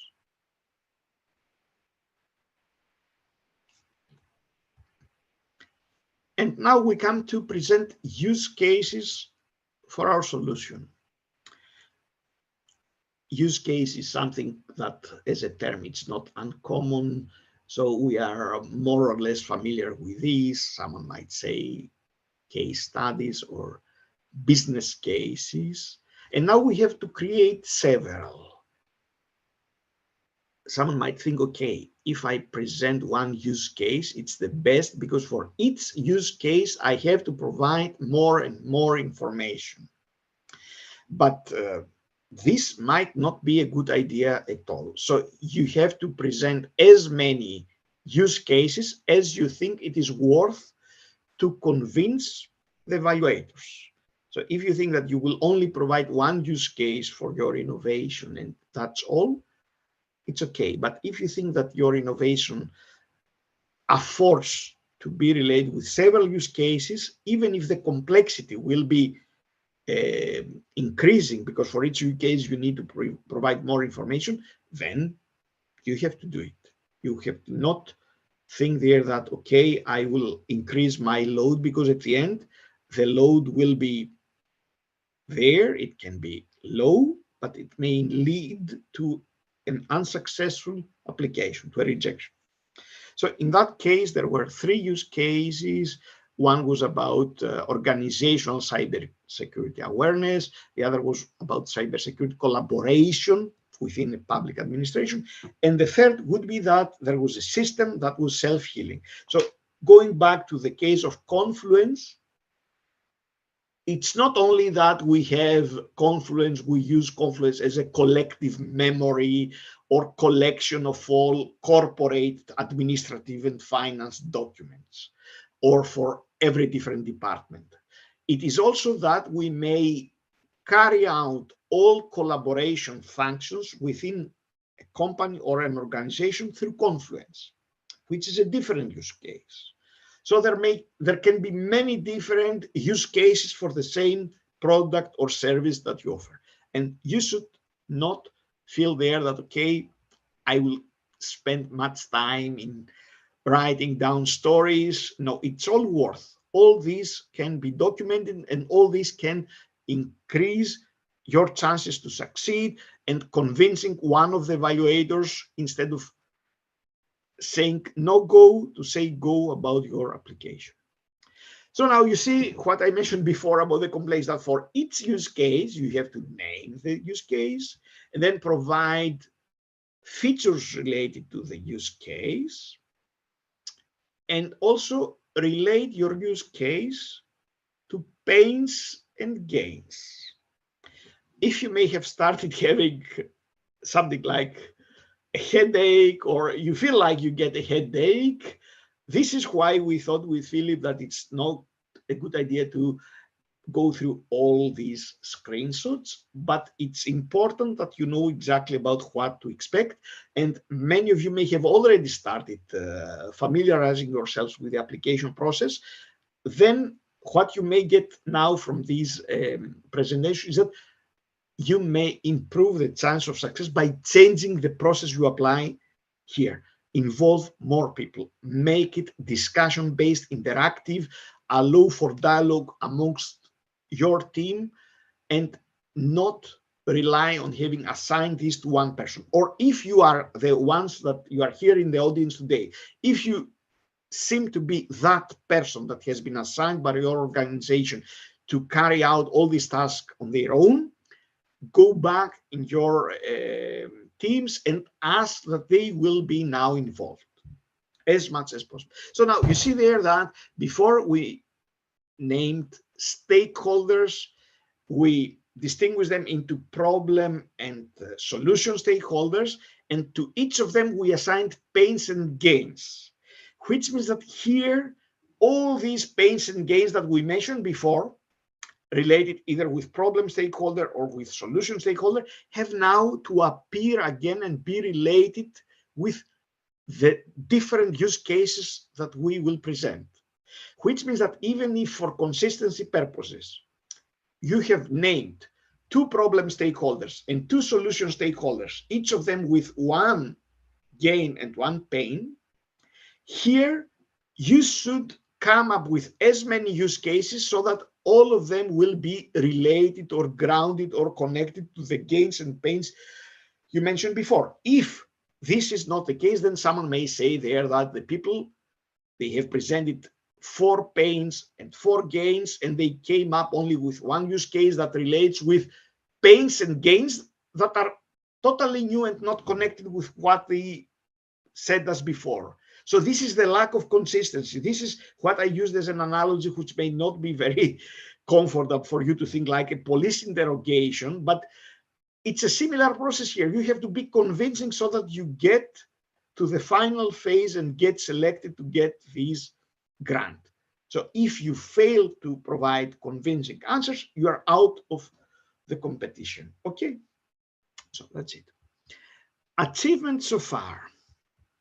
So here you have to provide the achievements that you can exhibit, which may also relate to the TRL level that you are supposed to meet in order to be eligible for funding. Which means that if all your achievements are that you have written some scientific papers presenting the concept, this might be TRL level 1, which means that you may have a very long list of achievements, which might be TRL level 1 or 2. So in that case, your application doesn't have any critical mass, because you should show there that there is a critical mass of achievements that are related with TRL level 4, 5, and also ideally 6. The other thing here is that you might name here achievements and assign to them a higher TRL level than the one that obviously relates to this achievement. So a paper study could not be level 4. So this here attempt to present some paper studies as 3.5, so I'm not sure if there is, I always thought that TRLs were integer numbers, but one may come up with decimal numbers. But the thing is that it is allowed also by the system. But the thing is that it's not convincing. And the other thing here is that in these fields here, you may also provide a link so that someone can see there exactly which are these paper studies or this applied research in a field of potential interest, etc. For me, this etc. doesn't seem very convincing, but I would have preferred if the people who prepare this application, they also provide in parentheses a link that anyone can click on it and go see what are these results of some applied research. This increases tremendously the success chances. And what I'm saying is nothing difficult for you to understand or agree with. And you have now to present a little narrative, so only 1,000 characters about your past technology achievements. Okay, we could use these 150 words or 200 words to write that all our achievements took place as part of a European project, provide there the name of the project, or we might come up with some better text. So if I have been assigned to write these 1,000 characters, I may come up with some text, but then if Philip, Odysseus, Celine, Selale, and Kemal will have a look, it might be that all of them are busy. They might not have much time, but one of them, so Philip might tell me, Adamantius, this is not convincing, change it. Or he might come up with some suggestion. Or the next time, like in the stand-ups, in the Scrum, in an Agile methodology, we might meet for a short exchange of ideas tomorrow morning over coffee, and then someone might spot, this is not good, change it, or might come up with a suggestion. So you see, details matter. All details matter. Every single detail matters. And then we have to choose again, what are the steps needed to bring your innovation to market or closely? Detail the status and comment for the relevant steps. So again, there are several steps.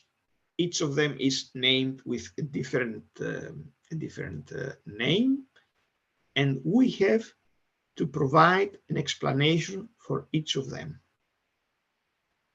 Again, it's nothing difficult, but it has to be convincing, the text, and it has to be also consistent with what we stated before and after. So it's one thing to mention that what we need the money for is to carry out a technology transfer. And another thing, if people will read later, the valuers will read later, that we actually need to build a network of resellers or further elaborate on our use cases so that they will end up into demonstrators that can be used in order to convince customers to buy our product. So these are different things and they have to be treated like this. So this scale there, the range is from level 1, that is the technology transfer, feasibility study, prototyping, to market study, business plan, launch of a startup. I'm sure that for many of us, it's not so easy to choose what exactly we are talking about. And from my side, I'm congenital optimist, which means that I would always see the glass half full. Philip, you may be more pragmatic and see exactly the level of the water in the glass. And but the thing is that I would say I always prefer a full glass, Diamantis. Okay, but I would even from my side say that the glass is half full if it might be close to being empty. But what I mentioned is that at that point here, if you are not sure what are the steps needed to bring your innovation to market, and be explicitly sure that it's about technology transfer, it's about prototyping, it's about engagement by industrial research team, it's about a market study. Someone who is not an optimist like me would say it's better to give up. I would say, if you are not sure what exactly are the steps, so that you could position yourself in this range from 1 to 12, you should be now convinced that you need to change the process of the proposal preparation. So it's not a good idea to say, no, it's not worth to submit, and shift it to the future, because you might not even in the future go and submit. So for me, it's better if you prepare the application and submit it, or have it completed and not submit it, than to simply give up. To have started something and give up. This will not help you personally or in your organization to improve your learning curve and increase your competence for the future. But it's something that it is all worth to see there, that actually we may have been already there asking for 2.5 million euros, and we don't actually know what we need, if it is a market study or a business plan or the launch of a startup, which may involve all previous steps or not. Okay.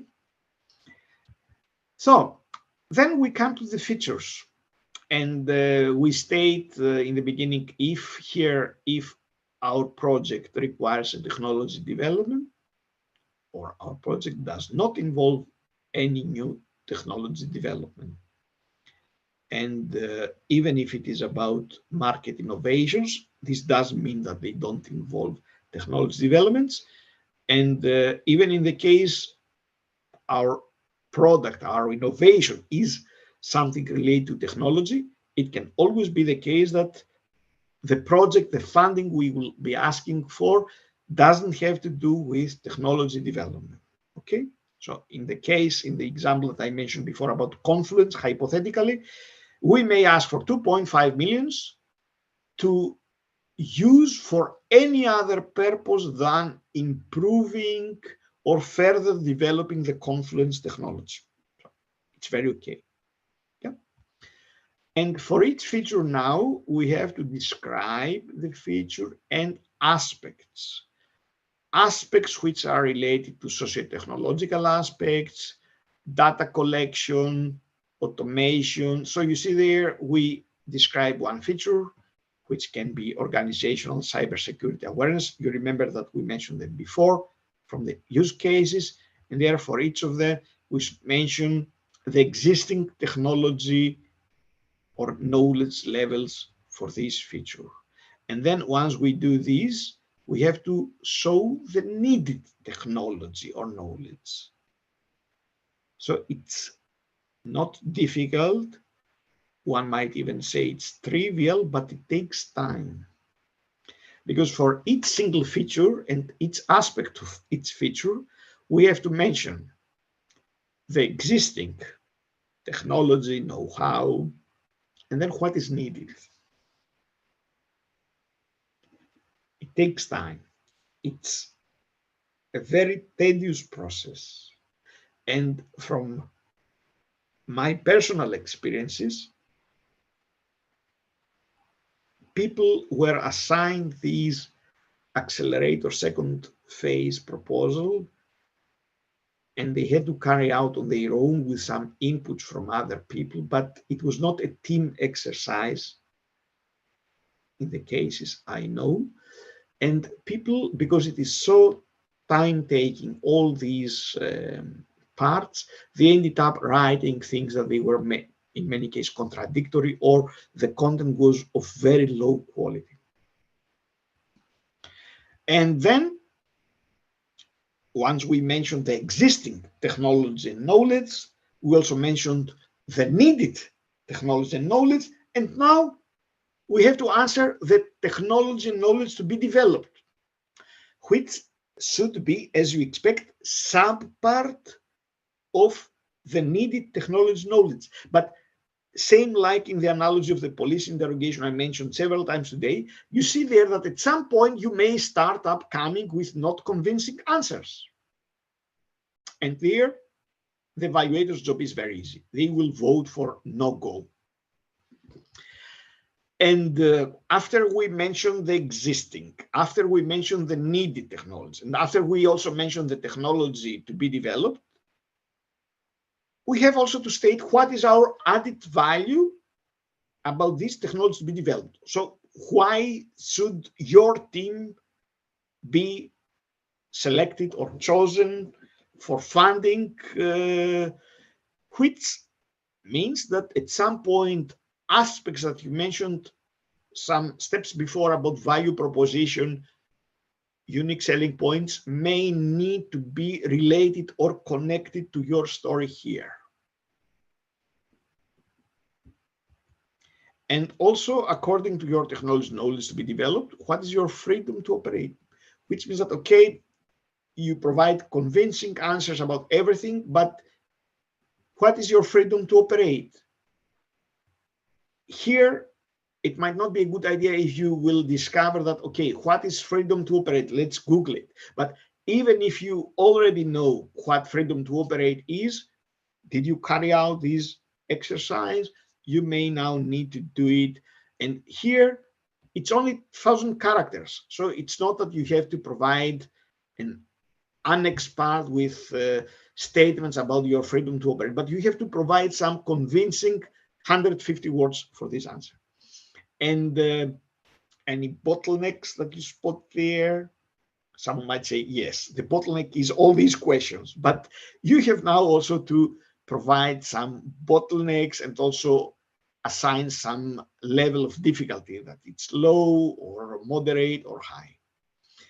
And this was one part of the proposal. Now it's about the work plan. I think that we might all now want to go for a break or a long break, but I don't know how much time I have yet, Kemal, for my part. You're already overrunning rather. Okay, how much longer do you need? No, because for me, as I mentioned before, it is that what I think maybe now obvious to all of us and the audience, the participants, is that the process, I will only go some screens ahead here. So having completed the previous part, we now are about to write our work plan. And the work plan is about work packages, which means that because it is a project, what you will get funded for, so the 2.5 million euros are for a project. You will have to have some work packages. There are some standard default work packages, which are for management and for market deployment. And then you may add some other work packages.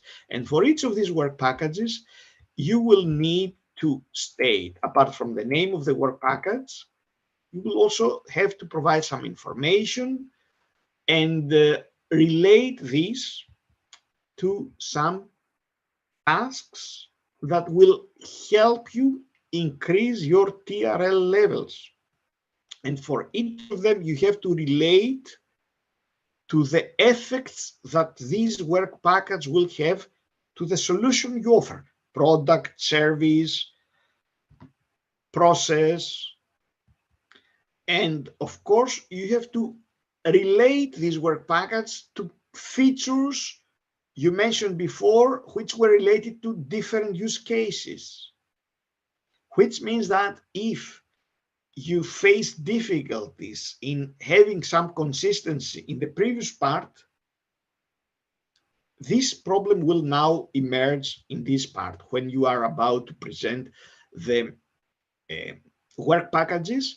And also for each work package, there are deliverables and there are costs related to these deliverables, but they all have to improve the TRL levels of your solution. So you may, at this phase, face difficulties in case you don't have a convincing idea about what exactly you need this money to be used for. And then apart from the work packages, there are milestones that you have again to relate them to some achievement and describe them. And then you have a team, you have again to relate each team with a work package. So you cannot show there that someone who is a business officer may be related with tasks that they didn't have any know-how or they don't have any previous experience there. So I will not, I will stop here my presentation. And for me, you have also to name key partners and customers and relate them also with specific features and use cases you mentioned before, which means that what I would like to take as a takeaway message today are two things. First of all, same like with the other presenters today, that you can come back to me anytime you need information.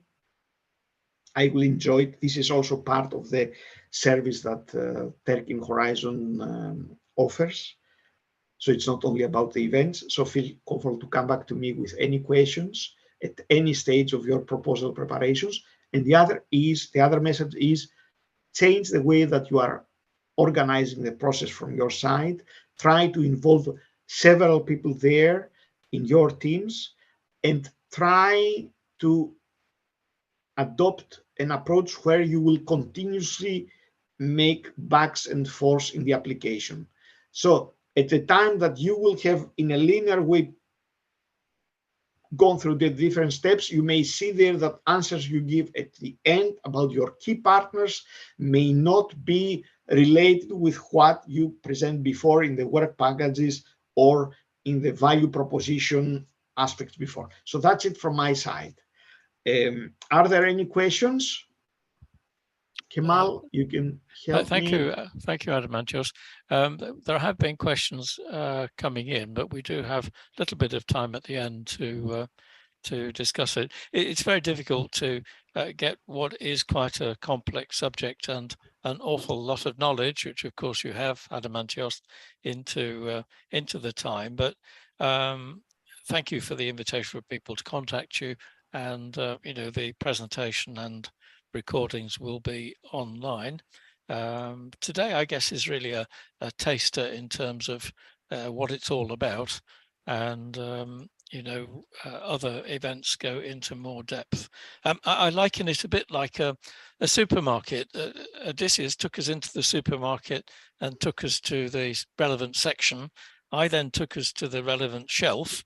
Adamantios has been looking at the ingredients on the shelf, and now Sanem is going to come back with quality feedback on the product. So over to you, Sanem. Thank you. Thank you, Philip. Hi, I'm trying to share my screen right now. Okay. So I'm Sanem, and I've been in the research development phase for over 20 years, and I have experience serving to European Commission as an expert evaluator for more than 10 years. I started with Framework Program 7 and now going on with Horizon Europe. Now I will try to reflect my perspective from the view of expert evaluator in the EIC Accelerator, and I would like to start with a few words on understanding EIC Accelerator. So there are two things, what it's about and what it's not. So I tried to summarize it here. It's about selecting great ideas and innovation, and with a touch of sustainable and scalable market potential. And it should be developed by committed and tenacious innovators. And also it should help become real and issue substantial impact for the benefit of Europe and Europeans. And what it's not, I want to emphasize that because there are lots of funding programs in Turkey, and we are quite used to seeking grant money instead of customers' money. So it's not a funding program for research projects. It's the funding program for business plans, which have sustainability in the market and scale up potential. Okay, before moving forward, I would like you to keep in mind that not all impactful innovation builds on breakthrough technology. So, for example, you can come up with a very innovative business model, like disrupting the value chain, the operation of value chain. So it's also potential for funding. It has good potential for funding. And also, as mentioned before by Philip and Odysseus, the accelerator aims at ascertaining European strategic autonomy. I'm passing it because you know what I mean. And risk is mentioned very common and very much emphasized in this program. It refers to both the risk of technological and also commercial failure, and also the risk of losing strategic autonomy. So, you know that there is this short proposal stage, and you need to trigger the interest of evaluators, at least 2 out of 4, by providing them some proof, some concrete proof, some convincing proof on the following criteria. I'm going to cover them in detail in my next slide. So on 5. Okay, if you are able to pass to the full proposal stage, you're being expected to be evaluated by in 3 main parts. The first one is excellence, and excellence has some sub-criteria under it. The first one is breakthrough and market creating nature. The EIC wants to see the degree of novelty with the potential to create or significantly disrupt the market. So you need to get customers. I would like to mention here that, you know, in order to penetrate the market, make a swift launch, and then scale, you need to keep and grow customers. So getting customers is the first stage, and you need to raise the awareness.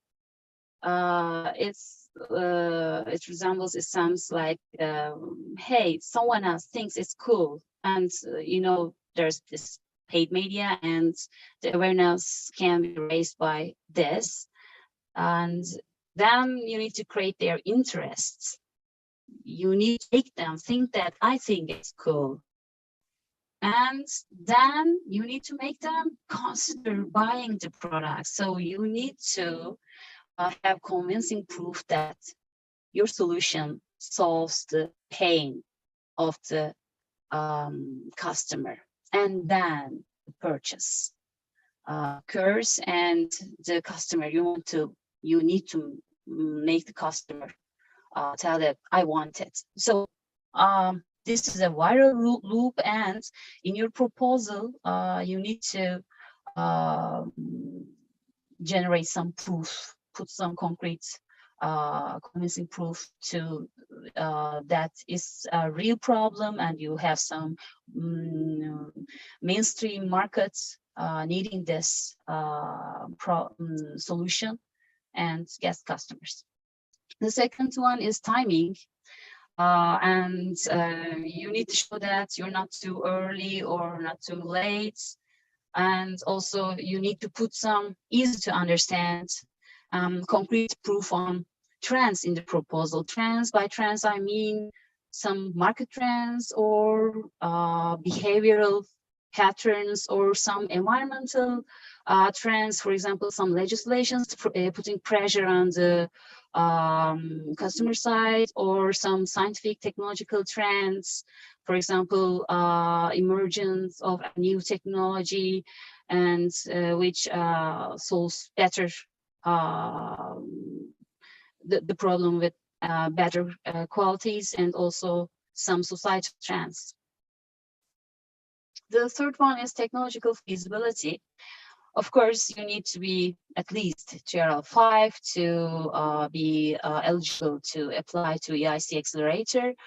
But feasibility is not always the best value for money. Just keep in mind that it also should be, it covers aspects like this. It should be safe, it should be relevant for the problem, and it should be acquirable, and it should be sustainable. For example, sustainable in terms of the technologies life cycle. You know, technologies get born, develop, and die.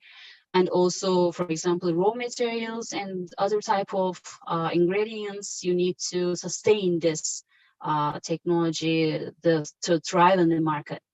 And also it should be achievable. And of course, reliable and impactful. So feasibility does not cover only the best value for money, but also covers them. So in your proposal, you need to address this in different parts of the your proposal. Okay, and excellence also covers intellectual property, meaning that you have freedom to operate, you have liberty for commercial operation in the market, liberty, and also you need to support your claim, your position with a sound and strong IPR strategy. I'm going to mention this in the coming slides, so I'm passing by. Okay, the second one is after excellence, you're going to be graded by impact. And in impact, under impact, there are 5 different subtopics, sub-criteria. And for the time's sake, I won't go them by one by one. And I prepared a common mistakes session for you to understand better your potential mistake areas, and I'm going to cover them in this part. So the third one is level of risk, implementation, and also the needs for union support. You need to cover this 4 sub-criteria in your proposal for a winning one, and also I will be covering them in the common mistakes part. So first one, the common mistakes.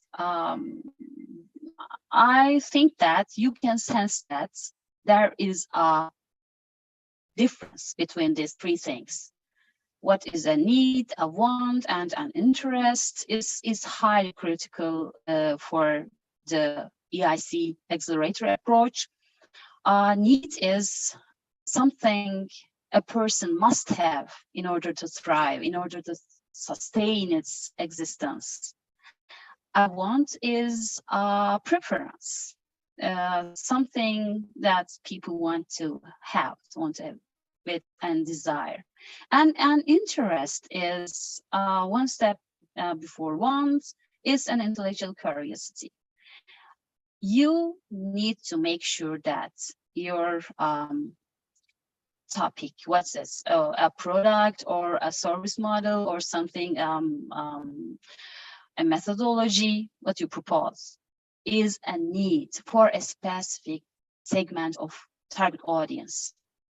If it is a need, then the people invest their money on. If it's a want or an interest, they wouldn't. So you need to make sure and also put convincing proof that it's a need and it's a very timely project to fund, because this need is growing and pain just increases. So we need to mend it as soon as possible. You need to make panelists, the expert evaluators, think that, okay, now we should fund it right now. And the second thing is understanding the customer and persona type. The persona type, I'm sure that you're getting this business model courses and like design thinking and other type of things, but we mostly miss this different types of segments: end user, and influencer, and recommender, and decision maker, and payer are different. So when you make this study on your target customer segments, you need to make sure that you are targeting the right one. Even there is a saboteur.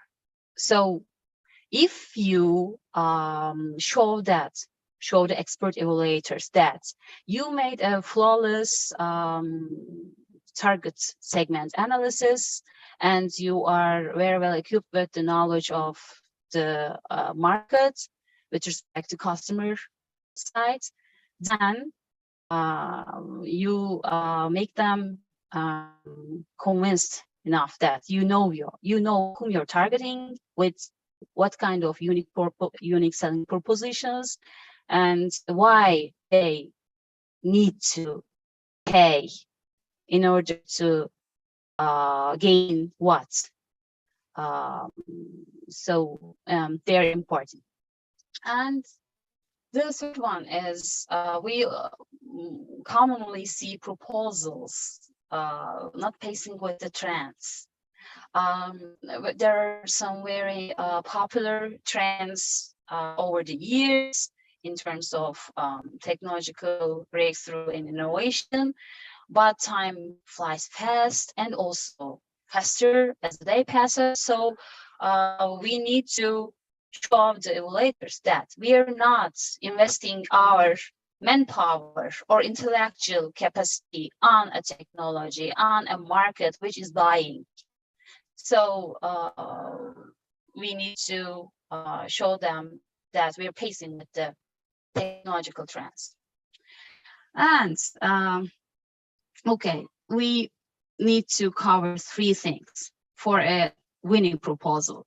First, we need to start with the target customers, and we need to show that our solution is desirable. And also, we should support it with the viable business model, and we should show some proof on that we are doing a feasible thing in terms of technology. So it's actually, as the term coins itself, what is innovation? So we need to cover all three in a winning proposal.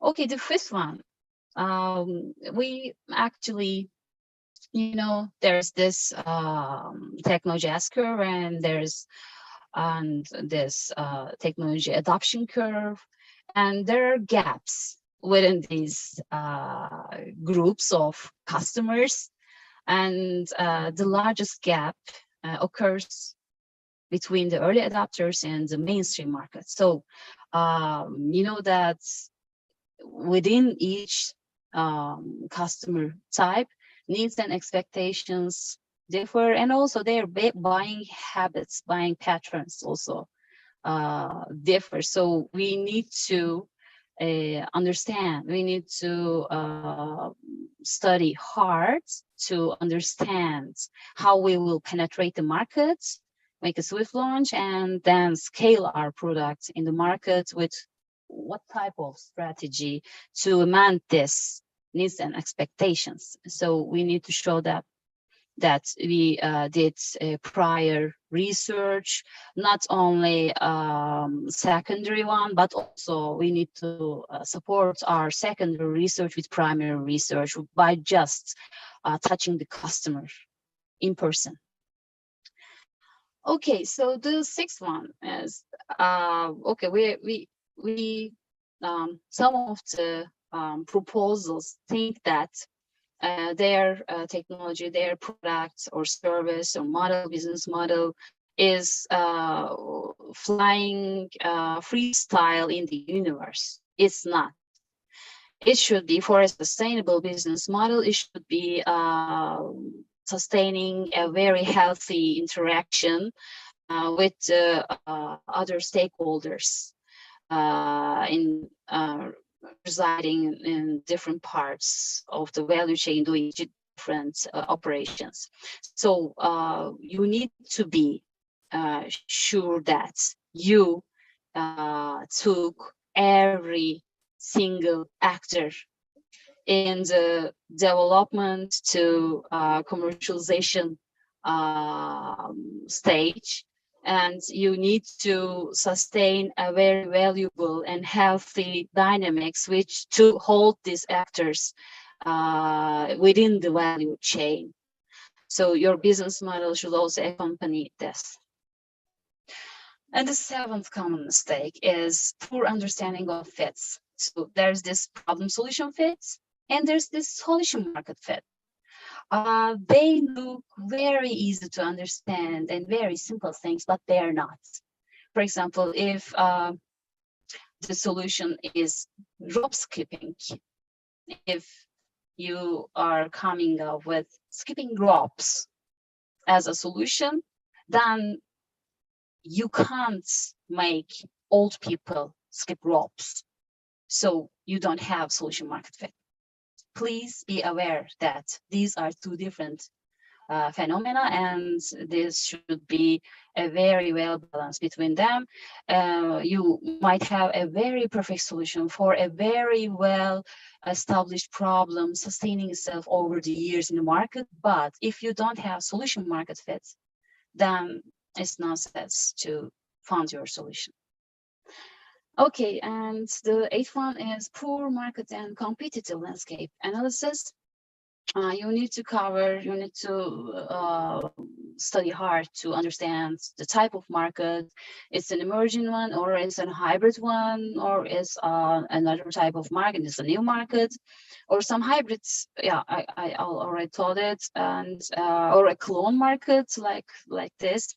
And you need to understand market dynamics. How is it dominated by big players, or there are lots of mushroom effect players in the market?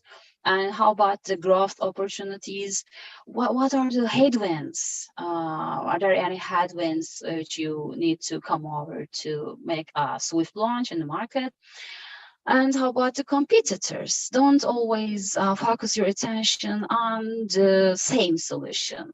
There should be similar solutions or different solutions that might constitute a competitive effect to your solution. So please don't disregard them. Put them in your proposal and try to make a brainstorming text in the proposal, which are showing that your solution has very strong strengths over them. So, and the unique selling propositions or unique selling points, and what's your differentiating points, and also what's your competition strategy. We don't need always make this price competition strategy, because we just run down to the bottom. So we need to apply different competition strategies like value or other type of things the first hand before coming to price commercial competition strategy. Okay, the next one is a very important one, because if your IPR status is problematic, if this alleged IP is you're claiming, you're building your proposal on top of it, is not directly owned by or accessible to you, or might be subject to litigation, then it's a problem, and you need to amend it before applying to EIC Accelerator funds, and put some solution that you have full FTO and sustainable growth potential for IPR. Or maybe you might have simply an unvisionary or flawed IPR strategy. So it's very important.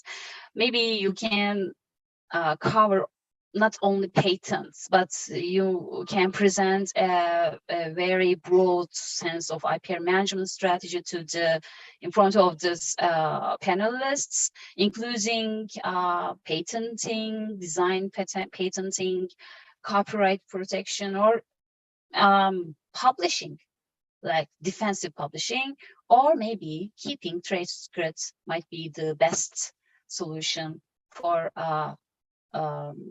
concrete for a sound IPR strategy. And the 10th one, yes, we are not used to make good risk management in our projects. First, we need to identify the risk in multiple domains, not in only technical part, but also commercial part, operational part, financial part. And also, we need to assess the risk. We need to make a real risk assessment, which covers not only the impact, but also the frequency and the probability also, the risk and to happen.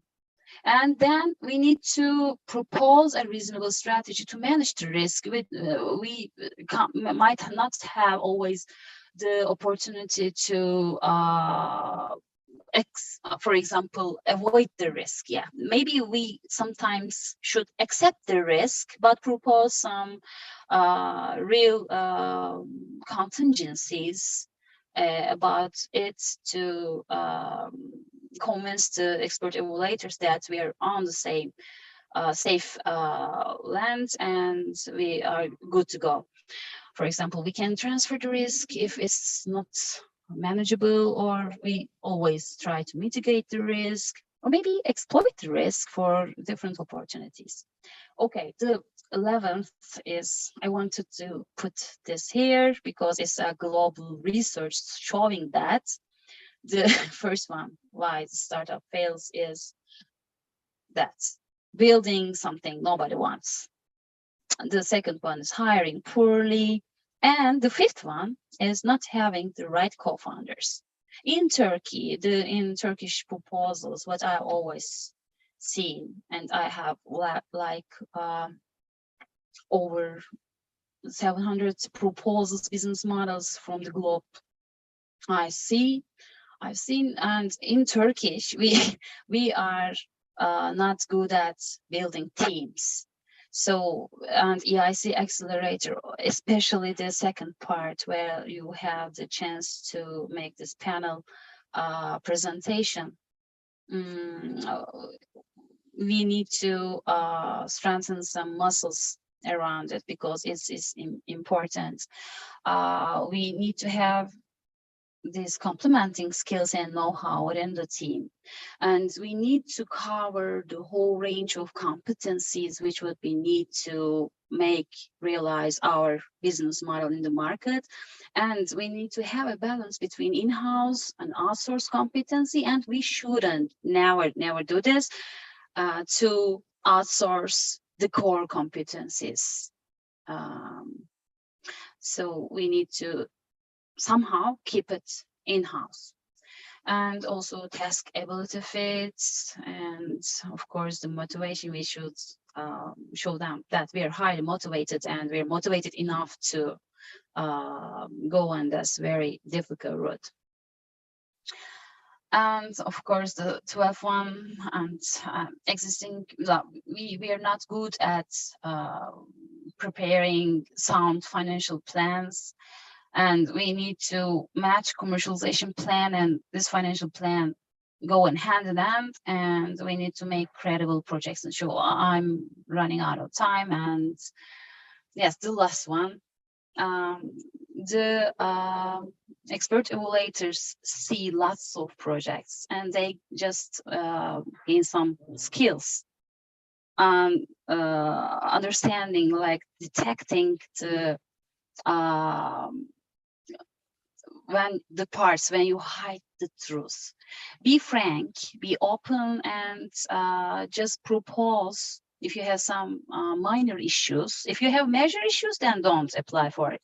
But if you have minor issues, just be frank on them and propose some very sound clear strategies to overcome your shortage.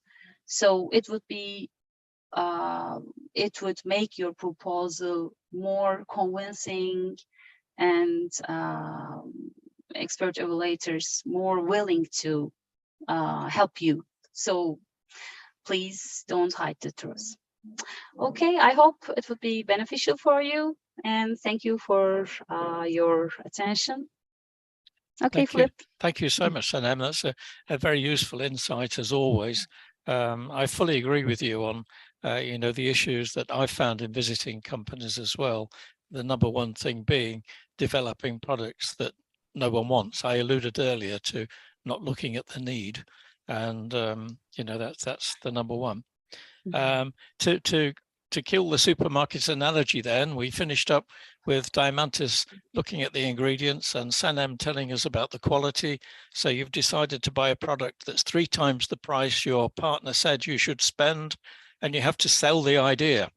And an important part of selling the idea on Accelerator is the pitch deck and the 3-minute video. So we're going to finish with 2 fairly short presentations on those things, beginning with Diamantis and the pitch deck. Over to you, Diamantis. Thanks, Philip. And I will surprise you because this time I will try to keep it extremely short.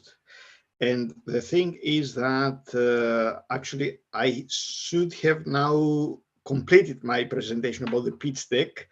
And now I'm about to start it. But what I think might be a good way to take into account the fact that we may be running out of time is that you can find all information about the pitch deck into the slides. So these are slides that Kemal will share with all of you. And the idea there is that there is this structure, which is suggestion for a best practice, so that you have your pitch deck in 10 slides only, as it is a requirement. And then I elaborate for each of them. I could use even 20 minutes that I was allocated or even more. But what I will do is that I will show you to that case that I mentioned before, which was a cybersecurity venture. I will provide you with the slides that they have been submitted. Of course, they are confidential, so I will not share them with you. But you will at least see how a successful pitch deck set of slides for the first phase of the accelerator proposal looks like. It's not the way that you have to copy and paste the approach and do the same, but it is something that at least I think it's worth sharing with you, instead of going through my slides that you can download. And as I mentioned in the last slide of my presentation, you can contact me by email anytime you want. So here are the slides of these corporation, which you can go there, see it is a real venture, so it's nothing there hypothetical. You can all see my screen. Yes, we can see it. Okay, so the first slide is the title and the presentation. The aesthetic part is important. So I'm afraid that I could say that poor aesthetics might make even a good idea not look as good. While good aesthetics and rich aesthetics and superb, excellent aesthetics might make even a mediocre idea look better than it is, which means that try come up with some good design and look and feel for your pitch deck. It will be all worth it. I'm sure same can be also what Philip will mention about the video, so that it may not need to be a professional video, but the more professional it may look, the better. So this is the first slide, so nothing to say about this, about the aesthetics. So here you see in one slide, they have the challenge and the mission. The mission statement is important. It has to be very crisp. And if we combine the challenge with a mission, it's also good, because it's not only a mission for something that There is no challenge there. There is no market there to address what we regard as our mission. But again, this does mean that you all have to produce slides where you have challenge and mission, okay? And then we present the team and the strategic partners. So here are the individual members of the team. And next to it, there are also some strategic partners. Something about the background, you can see here that this was a spin out of a Horizon 2020 innovation action, which means that apart from the individual, the persons that were involved in this spin out, there were also partners in this project, which were involved and are still involved in the process as partners. Some of them are for sales in Greece, some of them for sales in Italy, some of them are providers for AI technology that come from Italy. One partner comes from Denmark, and he's mainly focused on enterprise software development. So this shows there that we have a history. These are the people, and it's not only the few of us, but we have also some strategic partners together with us. But again, as I say, this is simply one way to cope with this. It's not the best, or it's not the single way. And here we provide some information about the product features. And one may say that this is a very generic drawing. So I'm sure there that there is no single optimal pitch deck.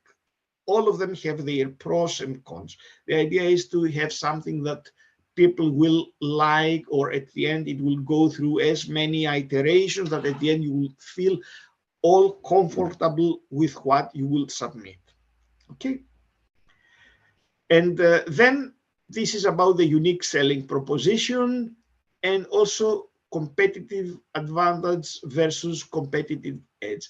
In my slides about the pitch deck, I show there that about some parts, for instance, the competition slide, if you devote one slide to competition, if you Google competition slide pitch deck, you may come up with thousands of images that might, all of them look good.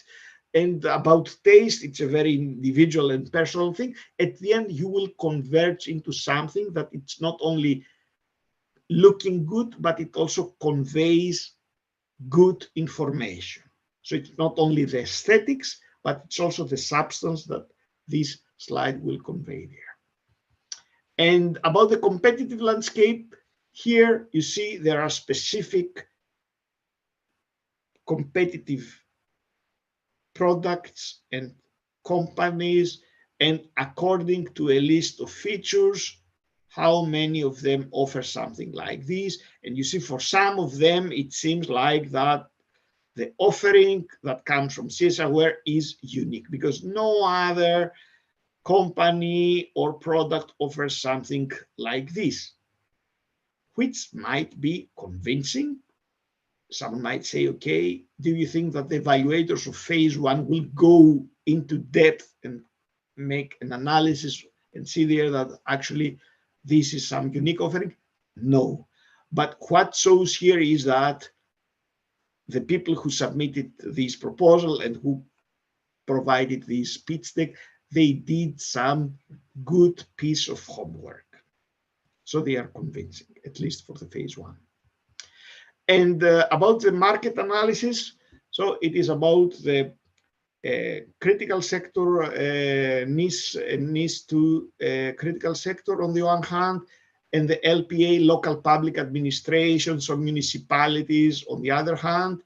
And here, at least, someone can show there that we have an idea about how many are our target end customers as a market at large. And of course, it's obvious that the fact that there are 96,000 public administrations in Europe doesn't mean that they will all buy the solution offered. Same also that there are 1 million organizations that represent the serviceable available market, that it will be seized, this market. And now about product and pricing, there are specific information. So for me, it's good if you come up also, if it is possible to come up also with some specific pricing information, because we all like to know when we see some advertisement for a car or for some gadget, it's useful if we also see how much it costs, even if this is a rough guesstimate. And then the status quo, where is the current position and what are the goals? And here, what are the existing assets at the time that they prepared this pitch deck, which was about 1 year or more than a year before, and which are the goals, so that someone knows exactly what the people are aiming to. And using terminology of the previous presentation, it's something like that you saw there, that you need the money to conclude a technology transfer exercise, or to produce a business plan, or to come up with some demonstrators, so that it is clear and visible what are your goals. And then these are some projections. One may say that they are very hypothetical and very optimistic about future revenues and expenses, where the money will be used for. And as you see here, assuming a 2.5 million investment, blah, blah, blah. So it's something related exactly to what this money is needed for.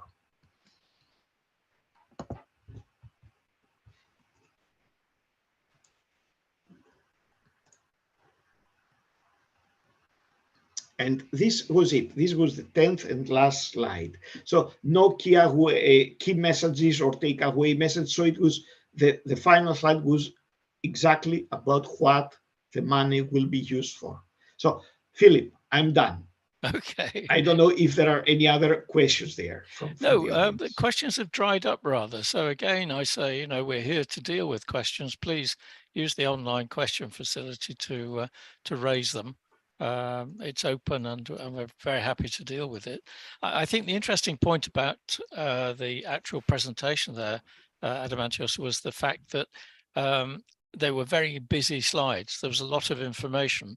Now, when the initial evaluators read through that, it's really useful for them.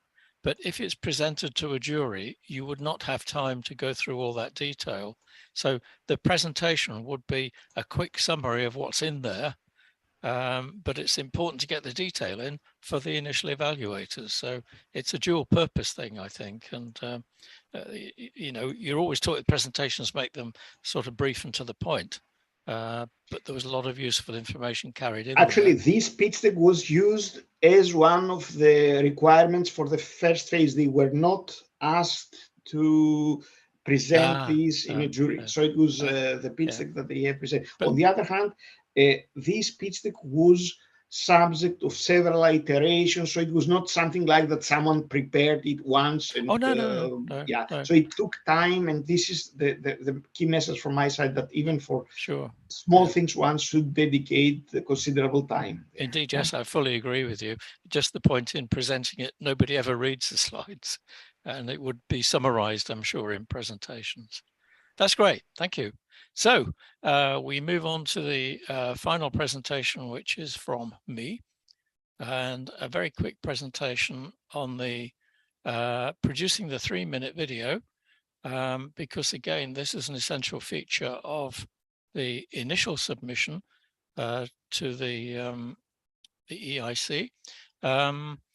The video and the 10 to 12 slide pitch are sent in to begin with. You can change the slide presentation between the first and second application.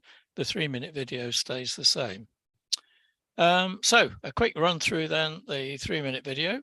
The first health warning. There are lots of examples on the web, and each one will be specific to the project and the team behind it. So this short presentation there is therefore based on good working practice rather than any specific example. The second warning, we all see ourselves as movie directors.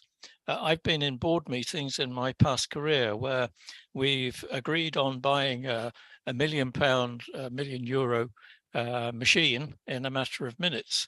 But when it came then to a company logo, after 2 hours, nobody could agree.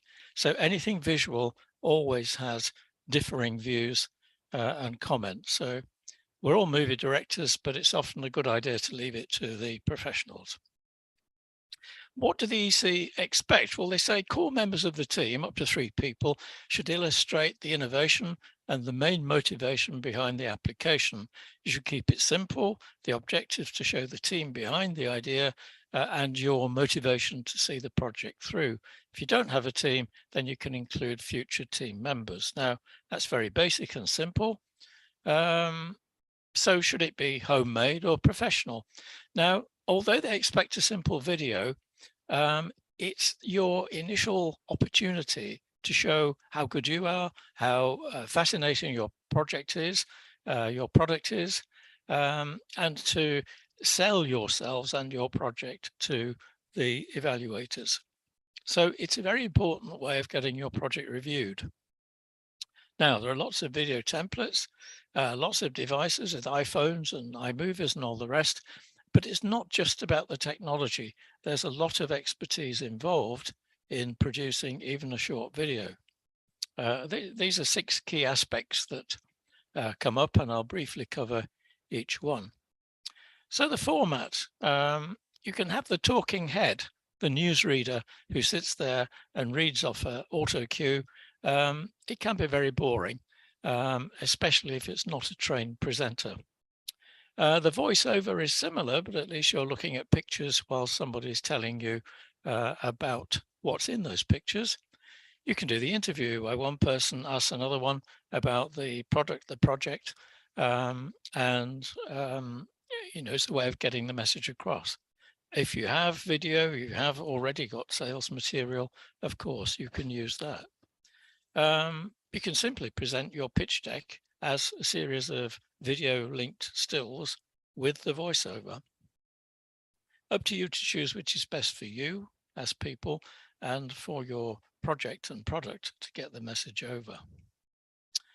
The audience, know your audience. Now, who is the audience? Well, the audience initially are evaluators, so they'll be technical and business people, but when it moves on to the jury panel, it veers more towards business than product. So giving something a wow factor, getting the message over, give them what they want to hear. They want to hear how clever it is, what it does, who's going to buy it. They don't want lengthy technical descriptions of what it's comprised of. Talk to them, not at them. So you're involving them in that video. You're not lecturing them. You know, standing at a lectern and lecturing can be overbearing. So be at ease, talk to them as if they were in the room. Keep their attention, and therefore don't talk about lots of boring things, talk about interesting and fascinating things. And just remember that our brains process images 60,000 times faster than text. So the saying a picture speaks 1,000 words is very true. So the message, making a good impression, like any meeting, you're meeting technologically, but it's still a meeting. The wow factor, getting the message across. I've been working recently with a company who do a different form of breaking up rocks, and they begin with an explosion showing the current system, and then they show their system, which doesn't involve an explosion. It gets the message over quite quickly. Following that up with the problem you'll be solving and the bigger benefits to industry, society, and environment. Odysseus talked to us about the different aspects in there that the Commission hoped to cover, society, environment, industry, and so forth. Don't forget the clever solution. You can talk about the problem and the customers and forget the solution. So obviously the solution is very important, and the market need you've identified. This thread of market need has come through all the way through the presentations, Very important to say who's got the problem, what the problem is, how you will solve it. But try and focus on the things that will keep their attention rather than, again, I say, veering off into lots of technical description. The content, keep it simple, short and snappy, easy to understand and absorb. Plan ahead so that the recordings can be edited. The industry uses storyboards to plan a film or a video. I was involved once in making industrial films, and we filmed this guy one day operating machine. We went back the next day, filmed him again. And when we edited, the first day he wore a scruffy t-shirt and had scruffy hair and he wasn't shaved. The second day he wore a shirt, tie, and had his hair cut. So we couldn't edit between the two. Keep them consistent. Include the key team members, as I said, 3. Try and script it to give balance between them so that you don't have one person doing all the talking and someone sitting there quietly. Using the language the audience can relate to. Again, not too technical, enough technical for the technologists, but give a balance there with the commercial and the marketing side. To overemphasize the technology is not to show how clever you are in technology. It can be taken to mean how poor you are at marketing and commercial aspects. We all talk about things we're most comfortable with, so it's important the team has that balance, commercial, market, and product, and that one person is seen to be in charge and leading the presentation. So quality, clarity, fluency, they're presented in English. Remember, the audience may not be native English speakers, will not probably be native English speakers. So keeping it simple, clear, and fluent as much as you can. The appearance I've just mentioned, looking smart and presentable, depending on the products. We all see different sectors tend to dress in different ways, but smart people make more of an impression in general. The backdrop, I've seen many now on Zoom meetings over the past 2 years through COVID. You see stacks of books behind people. You tend to look at the book title, see what they're reading. You see an open window with someone cutting a tree down or something. Look at the backdrop. You see that we use an electronic backdrop, but you can use the backdrop to show off your laboratory, your facility, or your product in action. A moving camera is better than a fixed camera. It just makes the pictures more interesting for people watching, but obviously not running around the room. But you'll find most productions on TV and film use a moving camera. The continuity I've mentioned, especially when you're editing, a sunny day and a dark day edited together will look quite strange.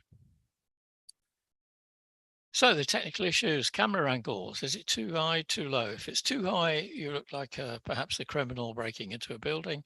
Too low, and it makes you look like a giant. So getting the right angle, the right lighting. If the light is behind you, you just appear as a black silhouette, which is not good. Close-ups for important points, more distant for general points is the way of camera positioning. Music, some have music, some don't. It's an option. Or working noises. As long as it's not someone shouting profanities in the background, the working noise of a piece of equipment is okay, but if it's a high-pitched scream or something, it wouldn't come over very well. Sound quality, you must be heard. As I say, beware of background noises, barking dogs, and all the rest. Finally, rehearse, refine, review. Show the video to outsiders. Accept criticism, don't be too defensive. Get the reactions and act upon them. Reactions from people perhaps not in the company who work for you, or from relatives who think everything you do is wonderful. It's good to get external reactions and take on board any criticism, as it is with the proposal you may write and the pitch deck you may give. So it's very important to take that feedback and act upon it. So hopefully you'll win the Oscar, you'll win the funding from EIC, and good luck with that. And as I say, any questions, we'd be delighted to hear from you. So There are no questions appearing online. I don't know if there are. We'll leave the lines open. We'll feed back on those questions as they come in over the next half hour. Really, I suppose, any final comments? What are the top 3 things you should do? Adamantios, top 3 ways of winning funding. Do tell us. I think that there are no top 3 thing or top 10 thing. Now that's a half empty glass. Yeah, what I think is that people who are involved in these 2 phases, the stage 1 and the stage 2, they should give themselves and the others a feeling that they are enjoying the process. So otherwise, if they regard this as an anxiety or stress factor or as a torture or as a bureaucratic thing yet to deliver, then it may have very little chances of success at the end. Yeah. Okay. So I think that I'm sure one might even accept dogs barking in a video that might look very unprofessional, but if there is their passion and commitment, people will like it. Yeah. Yeah. While I see many universities I have been working also with, they try to provide YouTube videos about their offerings, and many of them or all of them are professionally edited or suited, but they are not all of them exciting. Even if they are in 2 minutes, they might be boring. So some craziness aspect might be what I could provide as number 1, 2, 3. So a little craziness is good. Okay, fine. Sanem, any comments? Yes, Philip, I'm going to hack your question by covering all in 1 or 2 sentences. The first one is a very concrete value proposition should be very clearly understandable and targeting a very clear customer segment. And the second one is a very clear and robust market launch and scale strategy, which also covers commercialization aspects and competitiveness and other type of aspects. And the third one is to be covering all the value chain, just making sure that you're positioning yourself in the right place in the market and be sustainable. Excellent advice. I think standing back and checking against those things rather than working too much in the detail will really help as well, taking the helicopter view. I think Odysseus may have had to go to another meeting, but I'm not sure whether he's still with us. Any comments, Odysseus? I'm here. I think what we see more and more the last few years is that they are expecting more mature ideas and more mature companies, so they want to focus on scale up. So before you submit a proposal under EIC Accelerator, think if this is the right call for you. There are plenty of calls out there. There are plenty of opportunities under collaborative calls, under financing to third-party calls, under EIT. And if you go for EIC Accelerator, then you need to be sure that you're really ready to commercialize. So it's not just a grant to help you create a prototype. That was maybe good for the previous instrument, the EIC SME instrument, but I don't think it's good enough for EIC Accelerator. Yeah, good advice. I think I would add to that though, even if you don't win funding through Accelerator, you've gone through a very important process in looking at the company, looking at the product, looking at the markets, and that should help you as a business and help you if you're trying to win private funding. So it's not wasted time if it comes to nothing, but of course we hope that everyone will get through. No, it's never a waste of time, but you need focusing, of course. Sure. No more questions as such. So I think it remains for me to thank very much our presenters for a very interesting session today. And of course, to thank our participants who are out there. There's lots of help available from us. So please make use of the project. That's what we're here for. And of course, from our colleagues at TÜBİTAK. And I'd like to hand over to Kemal to close the session. Thank you. Thank you, Philip. Ben de bizlerle bugün birlikte olan ve yoğun iş temposunda durmadan bizlerle etkinliği dinleyen herkese çok teşekkür ediyorum. Etkinlik sunumlarının ve kaydının yer aldığı bağlantıyı proje web sitemiz aracılığıyla sizlerle sohbet kısmından paylaştık. Yine de erişemezseniz, görmeyen olursa bizlere istediği zaman yazabilir. Ayrıca orada etkinlik kaydında dilediğiniz zaman izleyebileceğiniz YouTube linkimiz de mevcut. İngiltere'den katılan Philip Solden'a, Türkiye'den katılan değerli Senem hocamıza ve Yunanistan'dan katılan Odysseas ve Diamantis'e teşekkür ediyorum. Ayrıca Sayın Hanım ve Şelale Hanım'a da backstaffing ekibi olarak bize verdikleri destekler için teşekkür ederim. Son olarak sohbet kısmında yine yer alan etkinlik değerlendirme formunu da eksiksiz bir şekilde doldurabilirseniz çok seviniriz. Etkinlik kaydı 10 dakika kadar daha açık olacak. Bunun sebebi de aklınıza gelen başka sorular olursa Zoom Q&A kısmından bize iletmeniz ve bizim bunlara daha sonra ilgili uzmanlar aracılığıyla cevap vermemizdir. Çok teşekkür ediyorum katıldığınız için. Herkese iyi hafta sonları diliyoruz. Bye.